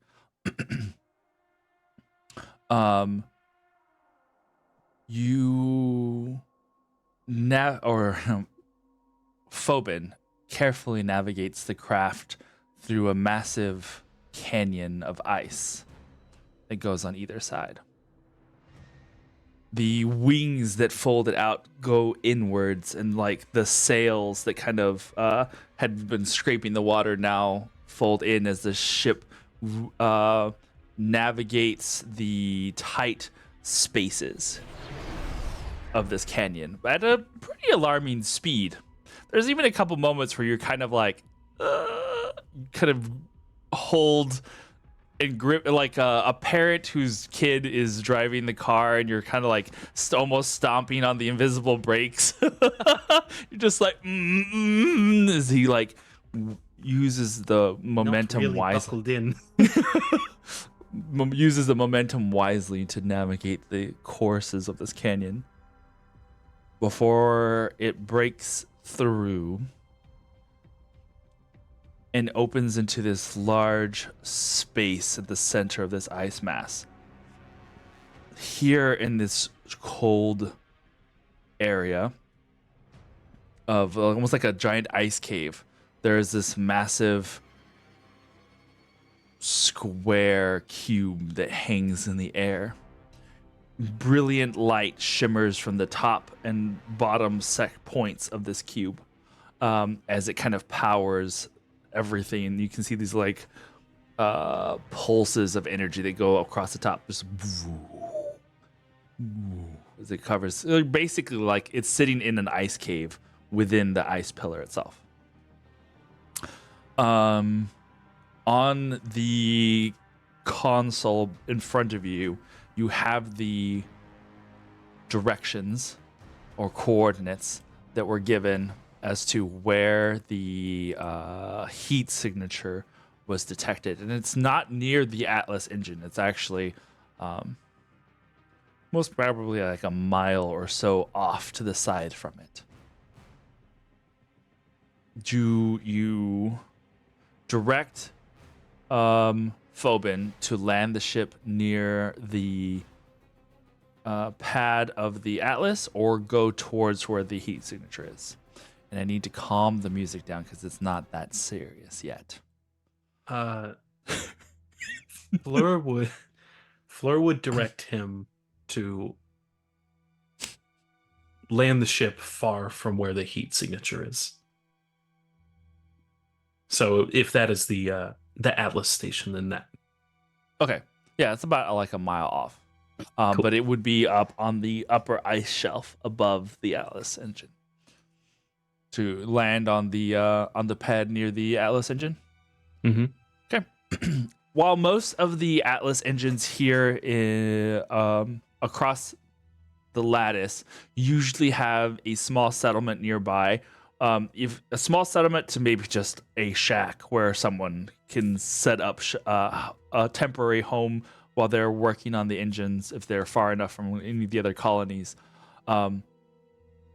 This one is one of those situations where nobody lives here.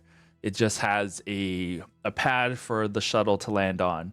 It has a small, almost like, oh my gosh, what am I thinking of? The cargo containers that people turn into houses. Imagine something like that, but it's just a little larger. It's not a literal cargo container, but it's just a very boxed shelter that definitely was like placed here as a temporary like away station while anybody is working on this particular Atlas engine. You land carefully onto the pad, and As we're landing, Aether and Fleur, she's very modestly dressed, and in fact, only the humanoid part of her is. It's mostly like a light jacket and not much else, covering her mostly for modesty's sake rather than anything else. She reaches into basically like a small satchel that she keeps wrapped around one arm, and she pulls out a bronze circlet that resembles swirling clouds. And in the back, there's a fasten. But as she looks at it, it has never been unfastened. As she makes the mental note, if people like her would normally wear this, they would need to unfasten it, put it around their head under the horns, and clasp it. But because she lacks those, she just always keeps it closed and fits it gently over her head. She then also rubs what seems to be nothing on her finger, but then a ring flashes into visibility. She reminds herself that it's there, and then it disappears again. In an instant, as soon as the ship lands, a deep blue stone in the front of the circlet glows, and she disappears from the ship and reappears as if from a puff of smoke 15 feet outside of the ship, standing. You see Phobin is still on the inside going like what the. She points at him, and a voice reaches his head. Stay there. You see him. Can he reply? Yes, I will allow him to reply. I will allow him to reply. Oh, come on. I thought that I was supposed to be assisting and protecting you. I do not require your protection, Phobin, though it is appreciated. You stay there. If I'm not back in an hour, you leave. If anyone approaches this ship, or anything approaches this ship that you don't know, you leave. Do you understand? Make a persuasion check. It says sullen teenager. I'm not good at persuasion. 14.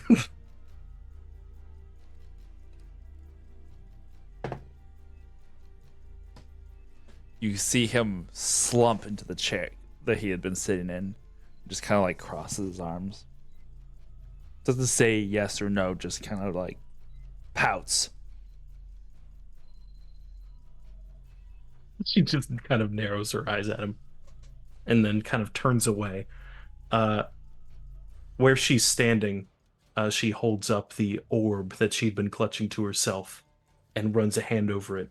With a wave of magic, she will spend 10 minutes casting Detect Magic, readying that as a ritual.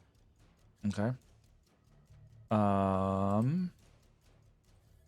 Beautiful, beautiful. She will also, with a wave of her hand over herself, as soon as that is done, this has probably already been up, but reaffirm to herself that mage armor is active, Okay. with a flickering effect around a person.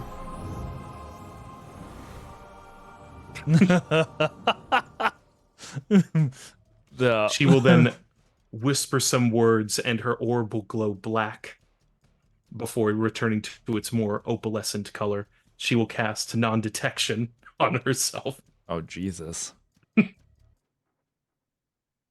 I know. Oh, We're wait, no, ready. you're in the- This is you're- important. You are inside the ice cave.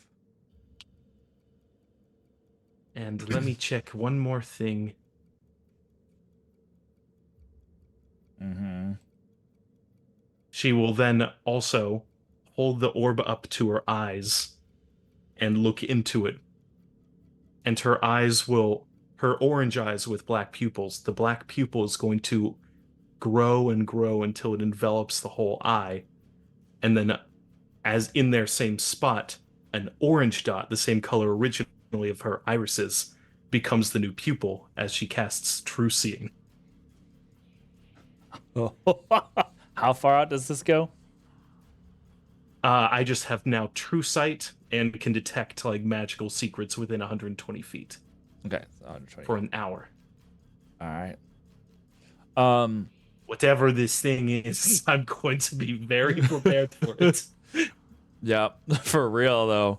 You as the mage armor like surrounds you, there is some like snow on the pad around where the ship is, and it like lifts up in this swirl and begins to like fix itself in these like glass like pieces that like interlock with each other. And then as soon as they are interlocked and go into place, they kind of fade from sight, as if they are, you know that they are still there, but they have affixed themselves to you, and your vision swirls as all 50,000 spells you just cast like takes place. Well, I have another one depending on the question. Jesus. Is there any water in between me and is there any there's- water anywhere around here? There's unfrozen water. literally unfrozen water. No, most of it's either snow or ice right now. Okay. She will also cast Water Walk as a ritual. Okay. Well, Yeah. I will say that probably would help negate any slippery surfaces, so you'll probably be able to walk on ice just fine. I would A argue. shimmery blue light kind of extends down her four legs and ends in almost a platform beneath her hooves. No. Alrighty.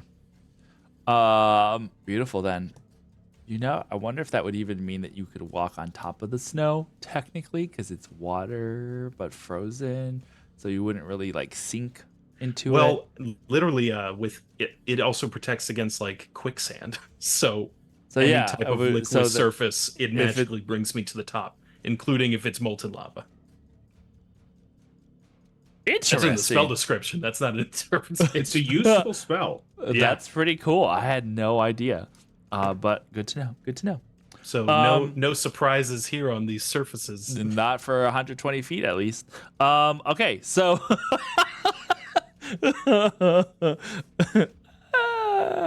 It's like you a 20-minute process of her Right. doing all this. there's the square. There is a very much a word that I cannot think of right now for this habitat. There you go. It's like a colony habitat that you have here. There, the like a habitat module hunter. They use those in sci-fi movies all the time. A little habitat module. Anyway, there's the path that leads to the Atlas engine itself. And then probably about a mile up, you see the spot up in the ceiling of ice where that heat signature was. What are you wanting to do? Do I detect any traces of magic? Obviously, probably way too far to tell. But Yeah. if it's a big enough effect, do I detect Yeah. anything near here? Nuh-uh. Cool. One last look. Fleur checks on Phobin. Phobin's just sitting there watching, like looking at you do stuff. And then she turns without acknowledging him and starts walking up the slope. Okay. There is no slope to get up there. You would have to either fly or travel via ship to get up to that spot, unless you were going to the Atlas engine itself. Gotcha. Does it look like if it's within 15 feet intervals No. that if she were to teleport to surfaces? Okay. It's just big In that open case- space. She runs a hand over the blue orb again and turns into a cloud of fog. Beautiful. Awesome. You turn into this cloud of fog that it's interesting because you had just summoned all of this snow and frosty ice into this armor around you, and then once again the interlocking armor pieces reappear and then sink into your skin, and it almost makes you kind of do the oh my gosh, what was her name from X-Men that would turn into diamonds, but it looks like you freeze. Emma Frost. Emma Frost. There Emma you go. Kind of Emma Frost yourself all the way up to where you become ice, and then not necessarily shatter, but disintegrate into this cloud of like snow and swirling mist, and you begin to floof your way up into this Hunter's facial journey there. It's like, sorry, floof? Yes, it's a verb now. You floof your way. That's what clouds do. They go floof. Also, I have that form for 1 minute flying feet of 60 feet, in case that matters. Okay. Cool. I'm sure that within that amount of time, we'll say it's like it gets pretty close, but you get to near the top of the ice section where it's at, and for the most part, it does seem rather, icy. Does True Sight allow you to see through surface, like through things? If it's an illusion, yes. At least the not true sight, but true Yeah. seeing True seeing, does okay. allow me to notice secret doors hidden by magic and into the ethereal plane to a range of 120 feet. If you're looking for like X-ray vision, there's a different ability for that. Oh, okay. Make a perception check for me. All right.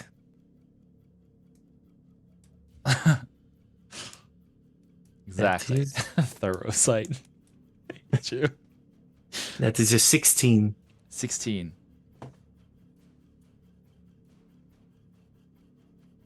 There is your as you're looking, there is a section of the ice that looks glassy.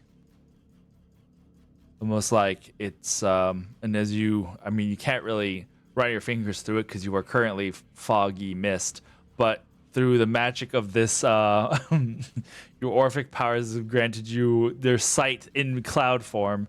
you detect that there's a section of this ice that looks meltier than the rest of the ice around it, meaning there might have been something heated on the other side of this ice. Does it look like prestidigitation could probably melt through it, or would it require more of a thorough, blunt action? Unsure. It just looks like it is currently there's you can even see that there's some of the drops of water that are falling from it. So like this section is still warm-ish, more warm than the rest of the ice in the surrounding section. Is there sheet of ice that looks like there's a space under it? So remember, this is the ceiling. So you are looking up at this ceiling of ice that looks like it's being warmed by something. And then the surrounding ice around this circular spot isn't so.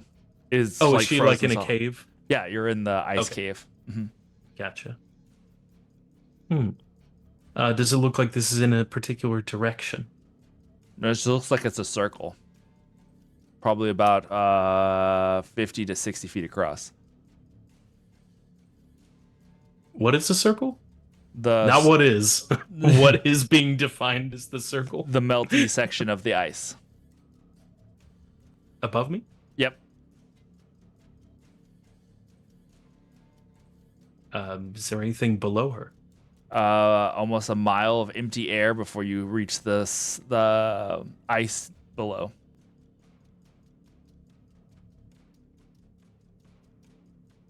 Getting lost in imagery. That's the risk I run with high enough level play. No, you're fine. So you're in an ice cave, right? You landed at the bottom, and you flew your way to the top where this point of the heat signature was. So up at the top where that heat signature was, there is a section that's about 60 feet all the way like across, and that's the part of the ice that seems to be currently dripping, whereas the rest of it's frozen solid. Mind you, there's like a mile difference between top ceiling and floor of this ice cave. You're very, very high up. Oh, okay. So it's like a mile of cave height. Correct. And the heat dripping is from the top. Correct. Indicating that something on the surface might be, or within the ice, is where the heat is coming from.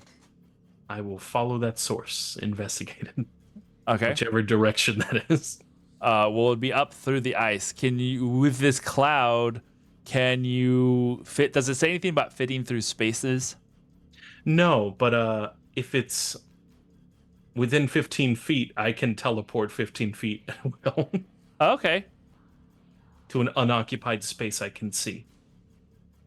Make another perception check this time. We'll give you advantage on this because Thank you. Sounds kind of fey-ish and within your realm. Perception 15. Okay. Looking carefully, there does look like there might be a hollow spot on the inside where you could teleport into. Well, the worst that'll happen is I'll be shunted out if this doesn't work. She will. The foggy form of her quadrupedal shape will vanish and attempt to reappear on the other side of the ice. Okay. Cool. You bamf into this open space. You are no longer floating in the ice cave, but in a small pocket of open space within the ice itself. You see around you, this is like a 60-foot like sphere almost, with a flat bottom, so I guess not a complete sphere. And a shaft of melted ice that goes at a 45-degree angle up and out of the ice, probably about another 200 feet up, and you can see the exit of the ice. There is a little bit of wind and cold snow that you can see is billowing past as that's like the surface of this ice pillar, right? You are within basically a recently carved out or hollowed out spot within the ice. Does But anything look like it's here still? well, this is what I was about to say next. With your sight, it is not by magic, but there is something that is about the size of a small shuttle parked in this hollow space. But we'll say it's like almost like a predator vision, because you can kind of see like it's got this weird shimmeriness to it that if your eyes were not super dedupered right now would probably render it slightly invisible. But we'll just argue for the fact that because of your being able to see into the ethereal plane, so to speak, you're probably going to be picking up the heat from this shuttle that is currently parked there.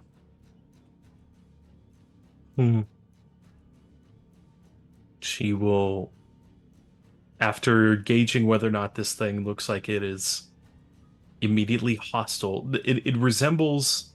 It resembles a ship. ship. Mm-hmm. Are But it any doesn't- guns pointed at her? No. I mean, none that you can see, and the ship doesn't look like any Drayan design. She will float down to it, and of course you can feel free to pull her out of fog cloud mode at any time. It's just a minute. Yeah, you probably you're about out at the to travel a mile super fast. I'm like, yeah, that's fine. You probably got a couple seconds left. Thank you. She will approach the ship, and as she gets up to it, she kind of like references. She in addition to this sphere that she uses to cast most of her spells, she reaches into the bag and pulls out a very worn, thick book filled with her own writings and logs of many different things, and she references her own abilities. Okay. Perfect. Yeah. Hmm. Let's see here. Hold on a second. I wonder if I have.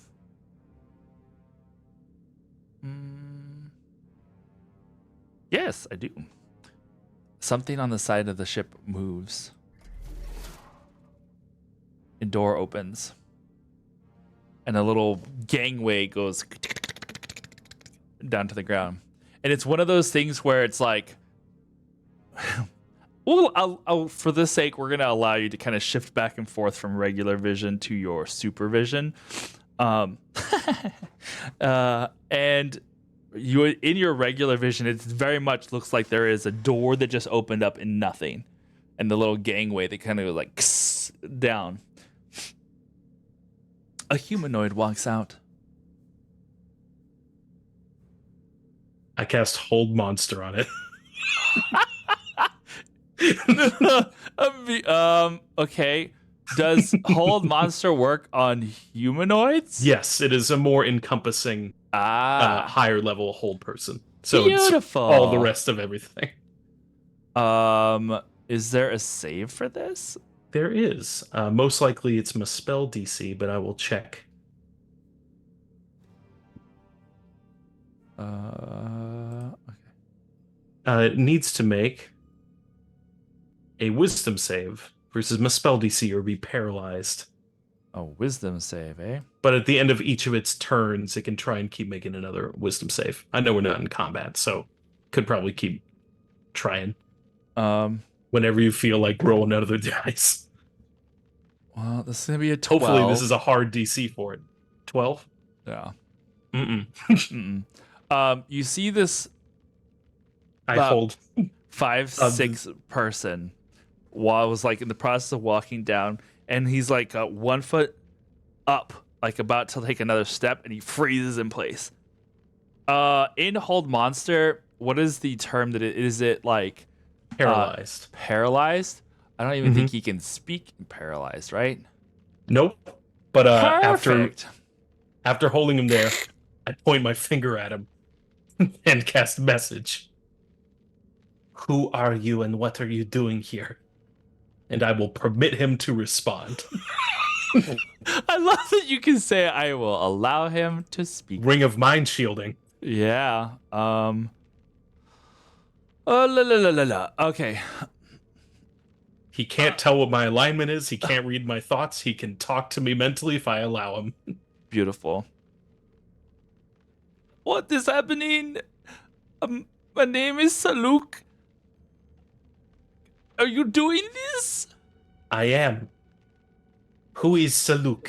Why are you doing this? I'm not answering any questions right now. Tell me about yourself. I was born of 5 brothers and sisters. Not of the How did you get here? on my ship. I don't understand what I did wrong. Is this? I'm sorry if I am trespassing. Do you know where you are? This is planet 5375 in the Soul Quadrant. She kind of scrutinizes him for a second. I will let you know that you have never heard that terminology before. Yeah.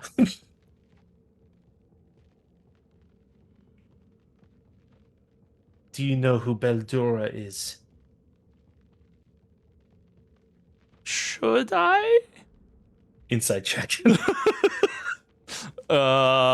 Sure. On just his voice, because there's nothing else. His thoughts. Sure. But I'm Can not you read reading his thoughts? so I was no, gonna say I'm okay. just the words that the message has responded to. That is a insight is a 16. He sounds terrified. But not of the name Beldura. No, just so he just sounds literally terrified. She will drop hold monster. He tumbles down now because he hadn't been using the momentum to move forward, but now suddenly like having like it's the same as like if you were pushing or shoving and then the resistance is suddenly gone, so he just like falls forward extra hard into the snow. You see laying on his back a blue humanoid about like 5'5". About the same height as Fleur. Oh, perfect. Okay, cool. You guys are the same height. You get to see eye. Short. You get to see eye to eye now. He looks up at you with these really wide purple eyes. His skin looks blue and almost soft, almost like squishy almost. And you're like, he's like trying to like feel his if his body moves. You can see him like shift a shoulder, and then from his back, these 2 long tentacles like push him upright again. They look almost like the almost like squid, like they have the like almost like the closed like fingered spade hand shaped. Yeah, spade shaped. They like push him up from his back, and he like brushes off his shirt from the snow, and his tentacles brushes off his sides and pants. It's almost like another set of arms for him. Like, he looks over at you and just like, what? You? What did you say your name was? What are you? What did you kinda- say your name was? He takes another step forward and kind of like bends closer. Do not get any closer to me. Okay, sorry. He lifts his hands up and the tentacles go up as well behind him. I'm sorry. Just curious. My name is Saluk. I am from the Abaddus. Abacus? Abaddus. Abacus. Yes. Everyone's heard of the Abaddus. Clearly not. Clearly not. Well, I am a scientist and researcher. I see. And you... Where did you come from, by the way? Because there's no door here. You got like looking around at the ice dome that he'd created. Just carved it, and I know for sure there's no door here. I have a number of ways.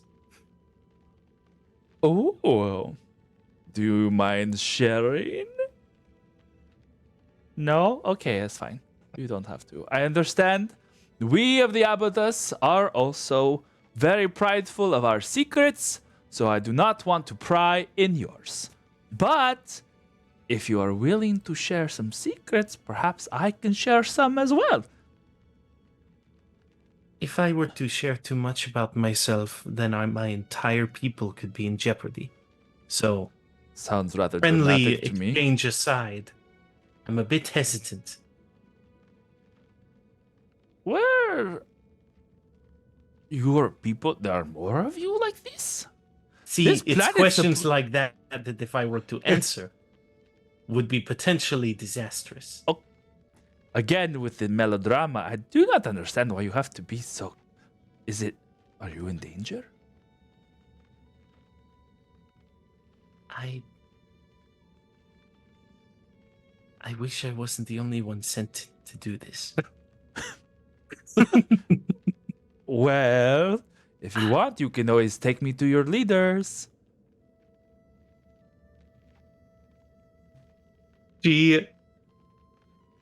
There's a very complicated, somewhat upsetting facial expression that she makes, where it's kind of there's a laugh coming from within her, but there's such a skeptical and fearful, unsure look on her face. It's probably like, Sorry, maybe that was a bad question. It's okay. It's okay. I mean you no harm. The Abaddus are a peaceful people. Unless you piss us off. But you haven't done anything to piss me off aside from... Wait, how did you keep me from moving? shoot. Can one, what was it? I'm gonna fail this terminology. I'm gonna message you real quick, Aaron. Will you check something with me so I don't ruin this moment? No, you're good. You're good. He like looks around, and you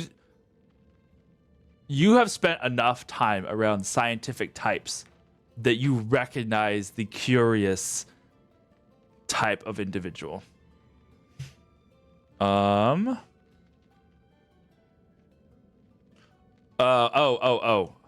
Is that what it is? Is that what is? I've messaged you in Discord for Yeah, my yeah. terminology. No, I know. Like, that is what it's called, right? Yes. Okay. The Qua effect. What is that? You don't know. Are Should you I? native? I mean, not here. Last I thought this planet was uninhabited. It's marked. He like rolls his wrist and a holographic display comes up on his like arm band. It's like, it is marked as uninhabited. It's just an ocean planet, but clearly it is not. Well, as far as you are concerned, it is. And this conversation's not happening. Of course, tell it's you never otherwise. happened. I trust me. In fact, do you have any trackers in your ship? Obviously. Disable them.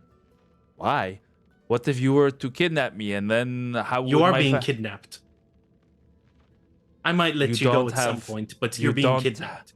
You don't have a gun. I see no visible weapons on you. How are you kidnapping me again? Are there thrusters on his ship? Yeah, probably.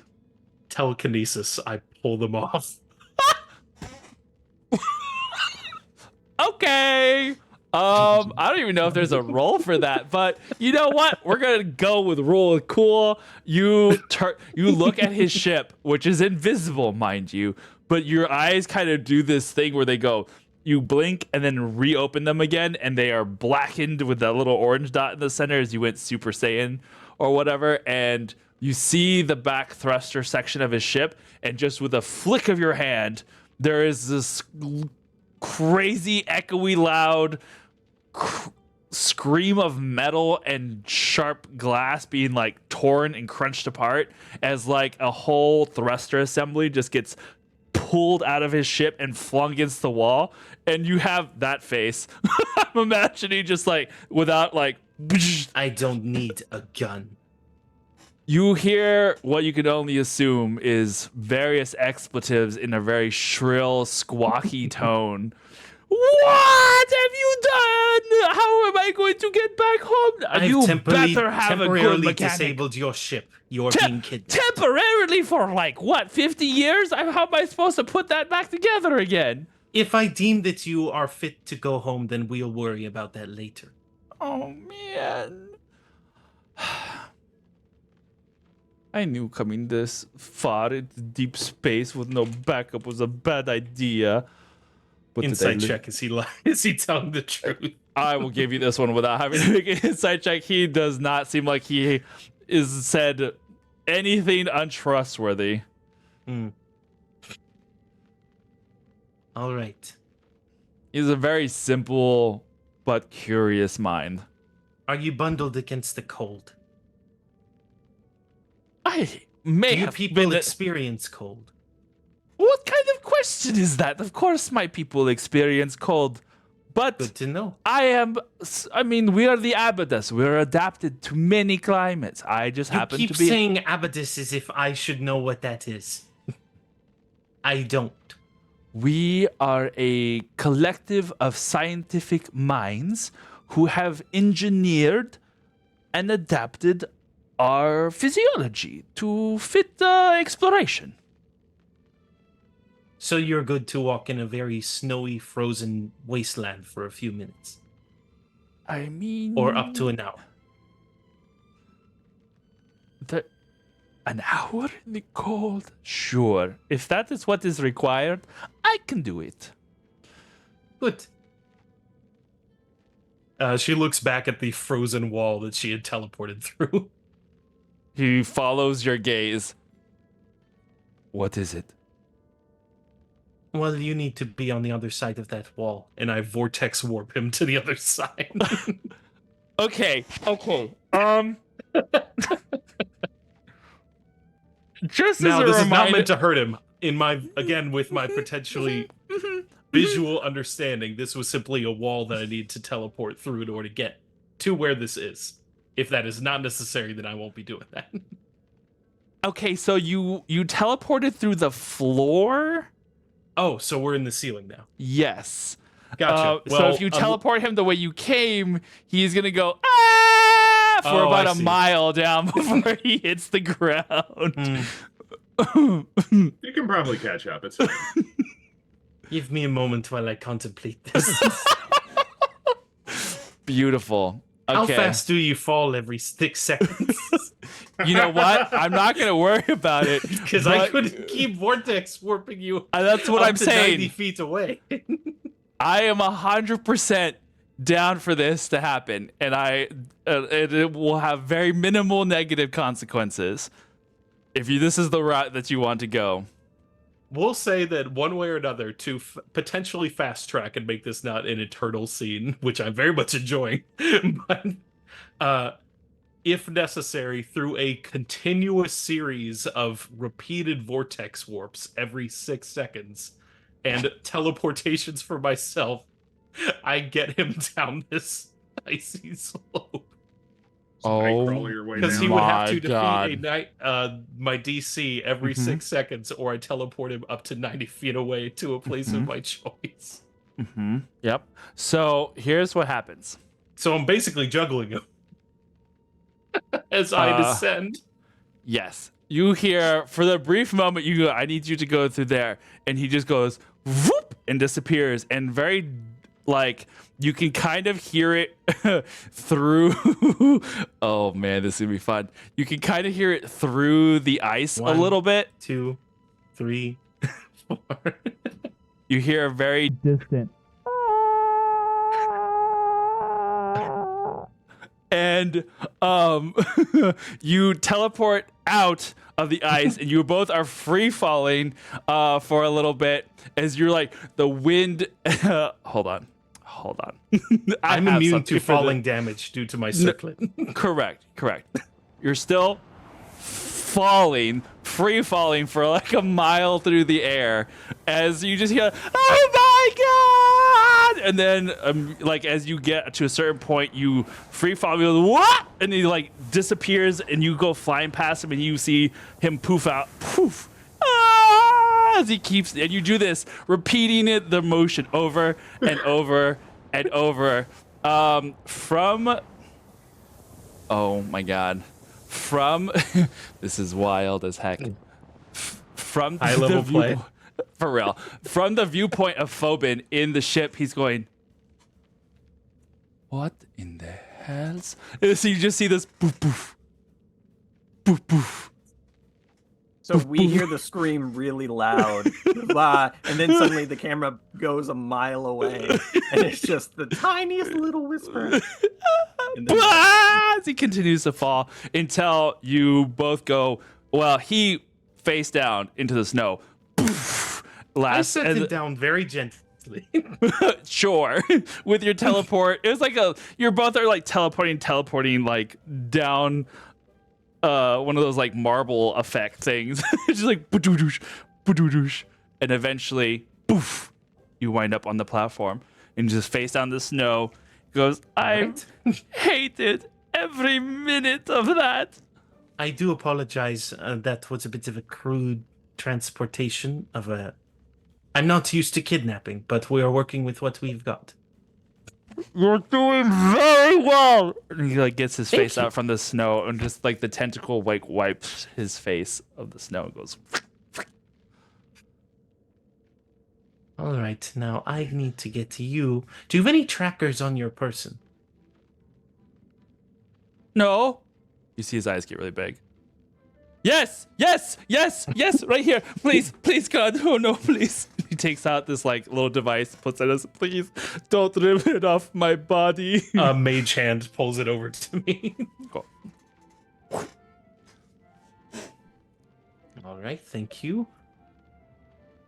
Is it on? Yes. I'm not going to lie to you Tell- because then you're going to take my brain and pull it out of my ears. Thank you. I don't need to break it if you tell me how to turn it off. May I? Please? Mage hand pulls it back over to him. He like takes, Don't make me break it later. pushes a button and flips a switch down, and you visibly hear it go. Ooh, as it like shuts off whatever power was running through it. Thank you. You're getting a lot of points for being a good kidnappee so far. The door to your shuttle opens, and Phobin comes out. What in the hells is that? And you, it's my you, captive. you see, your little blue friend, whose name my brain already, Saluk, turn around, and he's just like, "Oh look, he's got two legs." He looks a lot Yes. more friendly. I mean, you're not Phobin, do you have bad. any... You shush. Phobin, do you have any rope? Phobin's like, why would I carry a rope? Well, the ship might have some, but I Electrical tape or whatever. personally- Ugh. Something to tie him up. He rolls his eyes and like goes back inside. Saluk turns back to you. Is that your kid? Like biologically? I don't know. I'm just asking. No, he's not. His name is Phobin. And My name's you are Fleur, by the way. Saluk of the Abydos. Yes. Sorry for kidnapping you, but hopefully after you've been cleared, we can have more of a conversation. Cleared?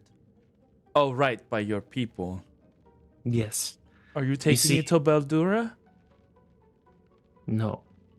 Oh, Do you know who that is? no, but you said that you asked if I knew who it was, so I figured it was like your boss or something. He's the reason we are hiding. Oh, so he's bad. Very. I see. Well, I don't know anybody by the name of Baldura, and the abattoirs keep pretty extensive records. If I was allowed to go back to my Not ship. yet. Okay. I'm just saying I could look and see. We'll find out when we check your ship. You don't even know how to turn a tracker on, and you expect me to let you... We know you how just... to disassemble a ship. I saw that very clearly. Thank you very much. But We know how to disassemble people, too. I don't doubt that. And he looks over at Phobin. He's like, as Phobin comes out with like some rope. And he's like, please help me. She's crazy. And Phobin just shrugs and like, but she's the boss. And then he starts wrapping around the rope around arms and tentacles, keeping him well bound. That'll have to do for now. I can tell you right now, as he's like talking with his hands still bound but down here, so I can tell you right now, I cannot pull anything apart with my mind. So you've already got one up on me there. I'm pretty sure this is unnecessary and just I'll very have to uncomfortable. believe you, because if any time one would have resisted out of desperation, it would have been during the transportation just now. So the fact that you didn't do anything, you probably are telling the truth. You see his eyes are now past you and looking up. You see him staring at the the Atlas engine that is behind you currently. This massive cubed construct that sits in the middle of this even more massive ice cave.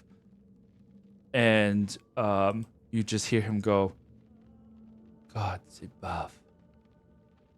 That is huge. And that definitely should not be here.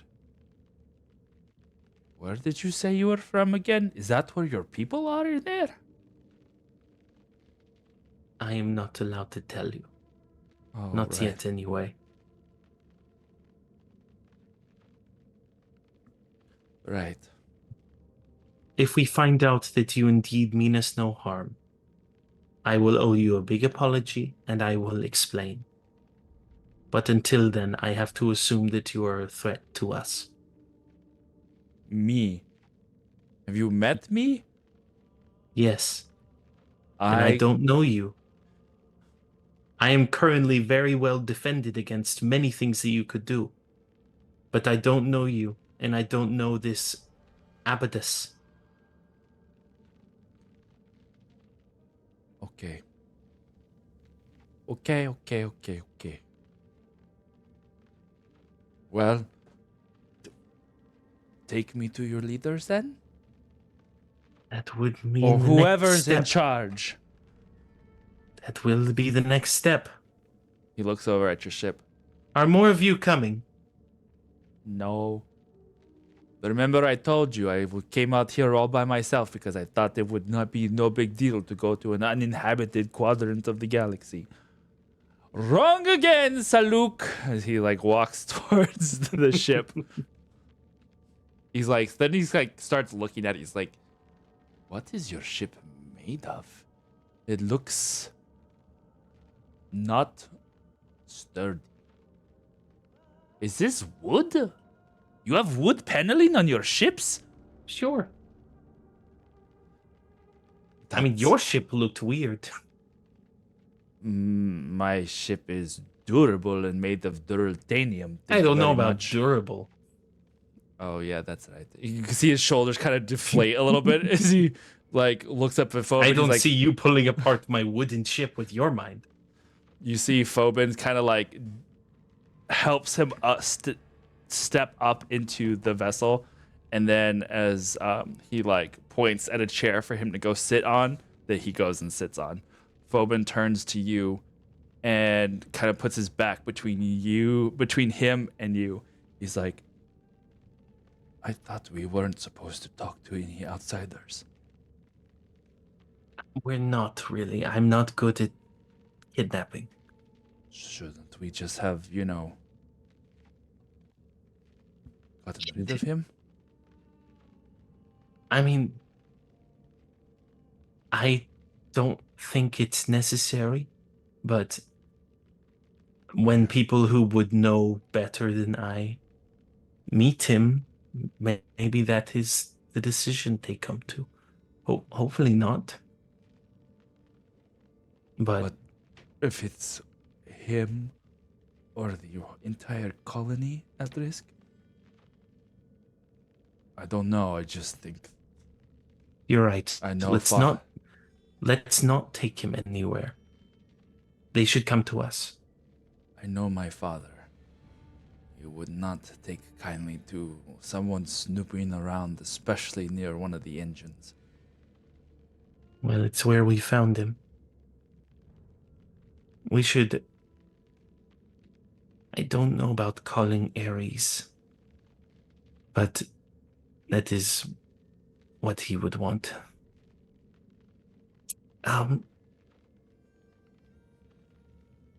Would the Watchers would the Ocularis be invested? I mean, everyone would be interested in this matter, but is Which- that within their? Which Don't- is what I was going to say, is that as the camera pans out to the outside of the South Pole, a large cruiser slowly moves its way towards the southern pole. As the ship flies along,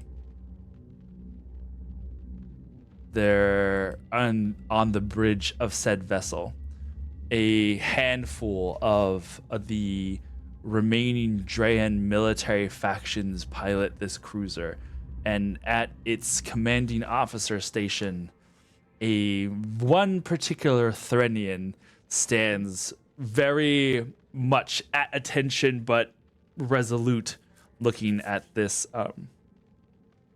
the southern pole section. One of the people on the on board the ship, one of the controls, where is my? There we go. Turns her head back to Captain Threnian, or Captain, right? Lieutenant. Lieutenant. We have arrived, and we have found the scout vessel is indeed inside the pole, but the cruiser's a little large to fit into the space. Do you wish us to get a shuttle ready, or do you want us to hail the vessel? Hail the vessel. She nods, turns around, nods, and as you, Fleur and Phobin are having this conversation, Fleur, your hear the comms unit on the inside of the ship start to ring again, and Oh, you hear Thank goodness. you hear Salute go, "Is that supposed to be making that sound?" Yes, don't touch it.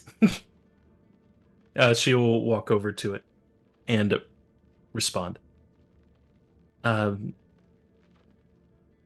You and the captain. Aetherian Fleur speaking. I don't know the name of this ship. I don't know how to do the proper communications. Lieutenant Threnian of the Ocularos, can you define your vessel and state your mission? And she looks over at Phobin. Phobin's vessel, Hakor. Hakor, with the mission of investigating a heat signature at the Southern Arctic portal. The Southern Arctic pole. Mission update, we found someone. You immediately see Theron, you immediately see all of the crew kind of like turn their head and all look at you with like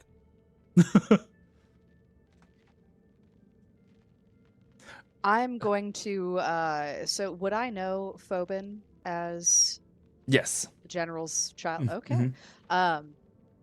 And would I And recognize it's kind the of name like of the vessel? you're like, why is, yeah, because it's his, it's like basically his personal ship. And you're kind of like, Okay. what is he doing here? So I say under my breath, "The fuck is that kid doing here?" Of course, it's Fleur. Status report. What did you find? Who did you find? From the background of the call, you hear Saluk go, "Hi, it's me, Saluk of the Abaddon." You shut up. Sorry, we found a humanoid life form, identifies himself as Saluk, of the Abadus. His vessel, as far as I'm aware, has been at least crippled. Uh, he claims to be alone, does not have any tracking device. Again, this is all based on very quick observations and interactions, but he's currently being held here at the station. Copy. Please prepare for boarding. Copy. You turn the comms off, Floor? No, she leaves it on. She doesn't know how to. He's like, The proper protocol. you just hear Do I sign off now? so you hear Saluk go, "She sounds very nice." You be quiet. Oh my god. I cut off the communication, if only for the sake of maintaining a semblance of protocol. And as I look at whoever it is sort of They're- assisting me at the helm, eyebrows are up, then down. Do you have a shuttle ready? Of course, yes, Lieutenant. Just take the lift down to the hangar bay. Excellent. I expect you all to be able to handle yourselves in my absence. Of course, Lieutenant. She straightens up and like turns back to the console. I will check in within the half hour. If I do not, send word back to headquarters. Understood? Aye. Dismissed. And I turn on my heel and head for the hangar. Nice.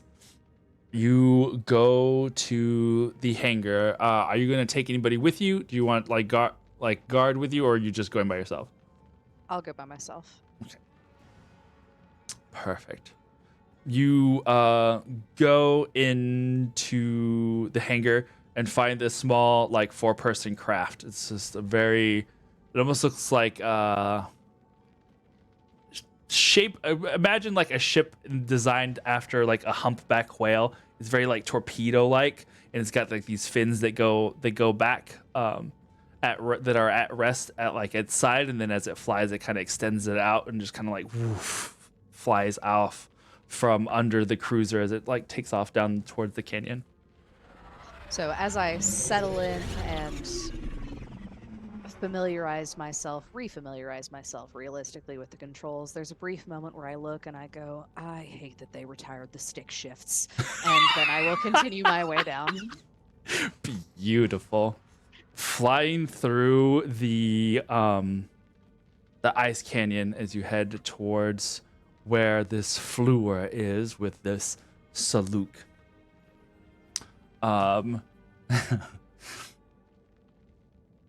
You find the pad, and though cramped, manage to kind of navigate it close to where it kind of half hovers, half lands enough to where the gangway can release onto the pad. All right. I will land next to the vessel. Mhm. And send what I would essentially describe as just like a ping of a doorbell of, hey, someone's here. Mhm. As I approach, sending the ping even as I am getting out of the vessel. It's almost perfunctory, just more for politeness than anything. Okay. You step out and around the ship and kind of pull your cloak tight around you, as it is rather cold here in in what will be Antarctica one day. But the there is not like a wind chill here. It's just cold, still air. There's a brief moment where I am profoundly sad that I no longer have fur covering the entirety of me. But I pull my cloak around me. I make sure that my shield is locked in where it ought to be, harnessed on my back. I make sure that my rapier is similarly sheathed at my side, and with a brief, steadying breath, standing up to my full height of 5'5", which, while average for a humanoid, is in fact tall for the Harengon that I used to be. I make my entrance to the to Phobin's vessel. Okay. As you walk up the steps into the open vessel, you see this, what looks like a human, but with blue skin, that looks more blubbery and soft, almost has a sheen to it, and these large purple eyes, and his bound arms, and you can see at his sides what these little tentacles, and he kind of waves like this, but his one of the tentacles also waves from the side at the same time, like, oh, hello. Yeah, Fleur, nearby what the is fuck is that? nearby is Fleur, who's been like sitting down deer style and is nervously like just kind of rubbing her arms. So, Oh. no sooner does Thrennian get on site, takes a moment, looks at Saluk, looks at you, verifies, yes, it's that Fleur.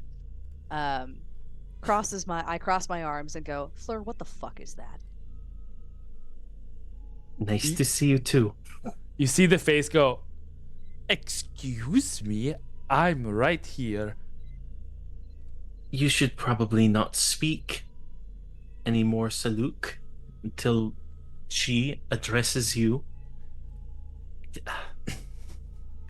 Can we talk outside? There's a moment where Thren is surveying everything, the manner in which Saluk is held, whatever state Phoebin appears to be in, getting a sense of the interior of the ship. What's my vibe check? Your vibe check. You see, up until you entered, Phobin has just been like staring. Like there was almost, actually, we'll just say that as you were walking in, both Phobin and Saluk were just staring at each other with almost like mirrored faces of like studying each other, and like they, even to the point of like they both tilt their head like the same directions as they're looking at each other, kind of thing. When you walk in and you say, you know, what the fuck is that? Phobin immediately stands up and salutes and holds his salute until you look at him specifically. Eventually, my eyes do get to Phobin. I look, appraise the salute. Your elbow's 2 degrees lower than it should be. But at He ease. immediately lifts it higher and then like lowers it. He swallows nervously. The ship looks tidy and neat. It is a more exploratory than a pleasure craft per se, so it does have function more so than just flying him around. But this is definitely it's not meant to leave atmosphere. This is just within a planet atmosphere kind of vessel. So my eyes linger, taking in everything before I return to Aether and Fleur and nod. Yes, let's talk. Outside? Yes. She stands and waits for you to lead the way. I exhale, nod to Phobin, give Saluk another once over, eyes narrowing at the end of it, and then walk out. He gives you his best like weak smile, like and then like you leave. The moment they're out of earshot and like any kind of door closes behind the more passageway. I'm glad you're here. We were wondering who to call first. Am I to assume that you were here to work on the Atlas engine, or were you investigators? That was originally the plan, but then I got a message saying that there was a heat signature here, and it was his ship.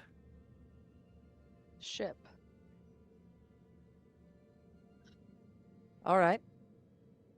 Report. Fill me in. What have you seen? I mean, you saw him. I don't exactly know his whole deal. Was not able to resist as I brought him here via a series of teleportations. Complicated. You see where Flora keeps looking, and she's looking up at the ceiling that's like a mile up in a particular direction. You're like, wait, what? There is the eyebrows go up and the eyebrows go down as I look up and then back at you. It doesn't matter how I got him here, really, it does. Everything does. I would descend a bit, I teleport him up, and I descend a bit, and I teleport him up. So, okay, that's not that important. As far as I'm aware, his ship has been disabled. He said that he was coming alone. He did not know who Beldura was. In fact, he assumed that we were bringing him to Beldura after I had mentioned the name because he assumed that he was in charge. But only after I said the name. He claims to be from Abydus. I don't really know what that is. But DM, any recognition for Abydus? None? Okay. Abydus. I've never seen anyone like that before. What of his ship? I tore its engines off. You know, maybe we do have some things in common. Do you have anyone who is currently monitoring the ship or can retrieve it? Phobin. It was just us coming. Well, it would be good to put him to work. Let's have Phobin recover it. And we'll have some questions for who is the individual you're detaining? Saluk. Saluk. Does he understand why he's detained? He does not really clue. I told him he was being kidnapped a number of times, and he did not really seem to be keying in on that. Kidnapped is a very particular word. It's not one that I Should would I have not use. used that? What should I have said? It does tend to have some rather aggressive connotations, and It was an aggressive kidnapping. I magically held him in place and interrogated him to the best of my abilities. You are Not outside much. the chain of command. You are outside of the chain of command. You are outside of the chain of command. Understood. All right. Let's go speak with Phobin. Yes, let's. Beautiful. You walk back up into the steps into the shuttle, and you see Phobin and Saluk are currently talking. Wait, so your ship travels through space? That's really cool. How far is your Abydus, people? And Saluk's like, well, we're kind of spread out a lot over a variety of places. And oh, hello. Phobin, you should Phobin. not be talking to him. Phobin like immediately sits up. Oh, And sorry. I told you to shut up, Saluk. I was asked. You said, "Don't speak unless directly spoken to." By her. Oh, I just okay. Sorry. Phobin, Yes, ma'am. is there a black box or an otherwise enabled recording device for the conversations had thus far? He thinks for a second. Yes. Good. I need access to it. Do you know where this individual's ship, landed? No. I have the coordinates on the console, but I was told to stay here. He says to Floor. So no, I don't know where it is. I just know it's in that direction that they all fell from several times. It would have been way harder getting him to and from there if he'd come with. I see. Well, Phobin, you seem very antsy to do field work. Is that accurate? Anything I can do to help the colonies? Understood. In that case, you should be eager to go secure the site of this crash landing, yes? Sure, I can do that. All right. We need to get a thorough understanding of this vessel, whether that is in the form of you retrieving it and bringing it back, or securing the area so that we can send a team to research. Can I trust you with that? Yes, Lieutenant. Of course, I'm not very good with the technical side of things. If his craft seems outside of my purview, should I await further instruction and simply secure the site? Yes. Do you have a communication device? Yes, Lieutenant. Good. Get to it. Yes. And he looks to see if you want him to go outside the ship or use the ship to leave to the site. Are you capable of making that journey on foot, or do you require a vehicle? I don't possess the skills that Fleur has. It'd be very difficult for him to walk the way. Understood. Fleur, are you capable of transporting Saluk to my vessel? Yes. All right. Let's do that. Yes, Captain. Lieutenant. He Oh, swallows. I also forgot. More debrief. She reaches into her bag. He claimed that this was a tracking device and said that he disabled it. Hands it over to you. Like a little Oreo-sized little puck thing. And he also. Go ahead. He was also. I was able to subject him to paralyzing magic, and as well as this is currently his real form. He is not currently under any illusion. He's or you see Salute go he was following along until he said all of that, and then he's like, wait, what? Taking a look at the puck, can I surmise whether or not it's actually been deactivated? It doesn't have any lights on it or anything. You can do an investigation. No lights. Yeah, Doesn't seem I'll active. investigate it. Okay. Oh, that's not great on investigation. 10. Seems off. It doesn't have any humming sounds. It doesn't seem to be. There's no blinking lights or anything that would appear on the outward to suggest that it is active. All right. I will walk up to Saluk and kind of look at his face a little bit. He leans back. You have very, very, very nice ears. Thank you. you hear an audible sigh when he talks again from Fuller. Does he have a jacket or any sort of visible pocket? Yeah, his clothing is very scientist, space explorer kind of vibe. Okay, I will take the inactive tracking device, put it in his pocket, turn back to Fleur and say, you and this one, follow me. Phobin, you understand your orders? Yes, Lieutenant. Dismissed. He does another salute with the proper amount of the degrees for his elbow this time. And I walk out. Beautiful. Are you going to follow me, Saluk, or do I need to move you? She says without any threat in her voice. You you're gonna see. Hold on, I want to see if this works. You're gonna see one of the tentacles slither out from the ropes and push him up into a standing position, and then he puts the tentacle back inside the ropes again. Yep.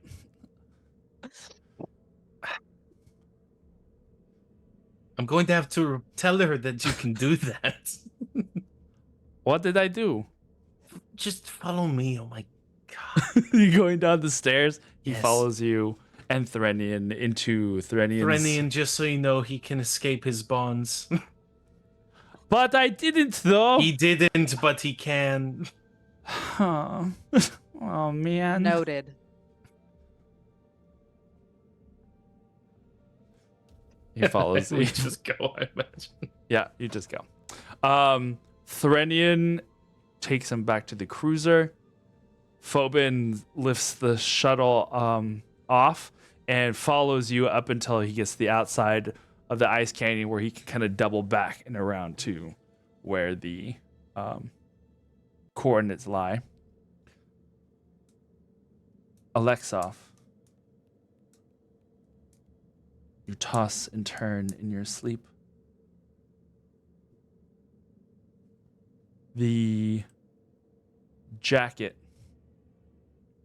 as it's pulled tightly around you, offers a warmth and a comfort that you don't often seek, but are very grateful that it exists in this one object. There are these painful flashes of memory throughout the night. Dreams of battles past. But not just battles. With it, there are tender moments as well. Conversations had amongst you and your fellow gargoyles. What seems like eons ago. So much has changed since then. And you look forward to one day, perhaps, seeing them again somehow. But for now, you have a duty. Now you have multiple duties. And your mind roils in its dream state, somewhere between the dreaming and knowing that you are dreaming. There's a moment where you wake up in the night and roll over. And there in the shadow, only the legs visible, you see that same figure that you always see. Hands folded on his lap. And you see a finger start to tap. A movement that's never been seen before. And then sleep takes you again. Orasi, you stand at the portal, a large, massive construct that ties like a gateway between Gaia and Ter This one sits in a large plaza here in your city. At your side is Gaia and her son, Python. Traveling with you as well, Prometheus, the Golemancer. Kronos, one of the aged and oldest among the Gorgani. Thalassa, the Atlas Tech. Hemera and Ether, two of the astrals that guided the Cleosite geode to this planet. Eros, master of DNA manipulation and in charge of the eugenics department here on Gaia, along with his counterpart on Terum, Aphrodite. Gaia turns to you as you proceed up the steps to this large portal. She looks back at the capital city behind her and up at the portal ahead. I am nervous for some reason, though I have though I have no reason to be. I'm sure it'll be quite all right. We only have things to gain by sharing this information with him, as unpleasant as it may be. You're right. You're right. She stands tall. And one by one, they all start to pass through the portal. And there is that sense of distortion as your body gets shunted across the galaxy. And it's no more than a step, one step to the next. And you find yourself at the base of a large walled cliffside city, the edges of Mount Parnassus. And you have arrived with the rest of the Gaians here on Tarum,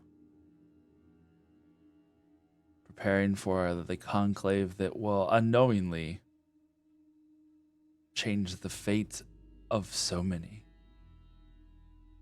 And that is where we will end for tonight. Ah. Guys, we did it, guys! Oh my goodness.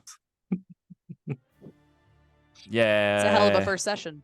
Good. I'm glad. The counter didn't go down, did it? Still on the same day for now. Yeah. For now. For now. It's fine. It's fine. Everything's Fine. fine. Everything's fine. fine. It's fine. It's fine. Conclave is like a sleepover. It's fine. Yeah. All right. Well, an exciting first session. Lots of very interesting little tidbits that we have played into, and so many more to come. I hope that you are ready for a ride, because it is going to be a ride. I hope. But in the meantime, thanks guys for hanging out or whatever. We will see some of you on Tuesday for our Age of Myth campaign. Just a couple thousand years down the road. It's fine. Yeah. And then we'll be back next Sunday for another exciting and tumultuous episode filled with everything. It's got everything. Great wholesome mother-daughter moments. Plucky scientists, all-seeing snake people, and some, a little bit of trauma, so some minor PTSD. And a citizen's arrest. Trauma. by Ocean. It's fine. It's fine. Citizens. Oh my God! All right. Well, until next time, be stay fey, be brave, and the safe word is Bunny mango. spread. And bunny Bunny spread. spread. No.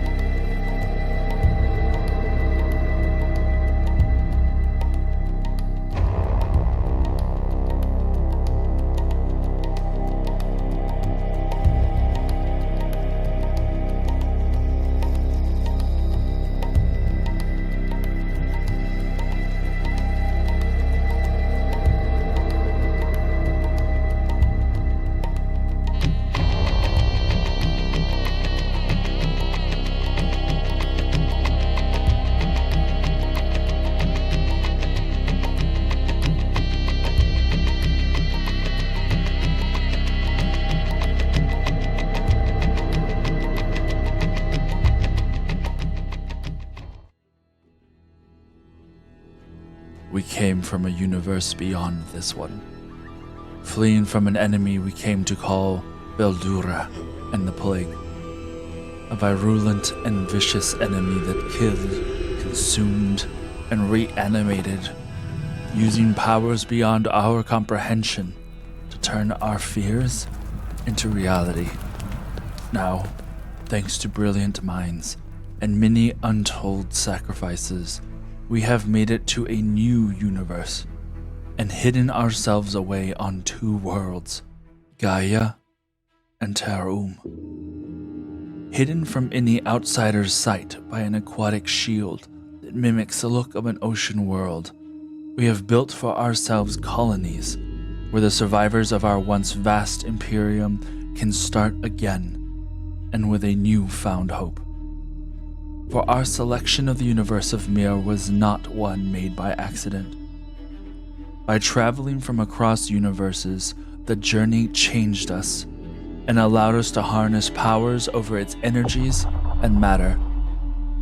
For this is what Beldura had done to us in our home. And we hope that by coming here, to his home, we may have the advantage when he undoubtedly returns. For if there was one thing he made completely clear, it was that he would see to our total annihilation. And so now, we recover.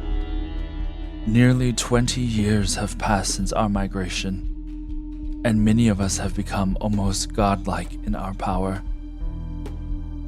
Many, but not all.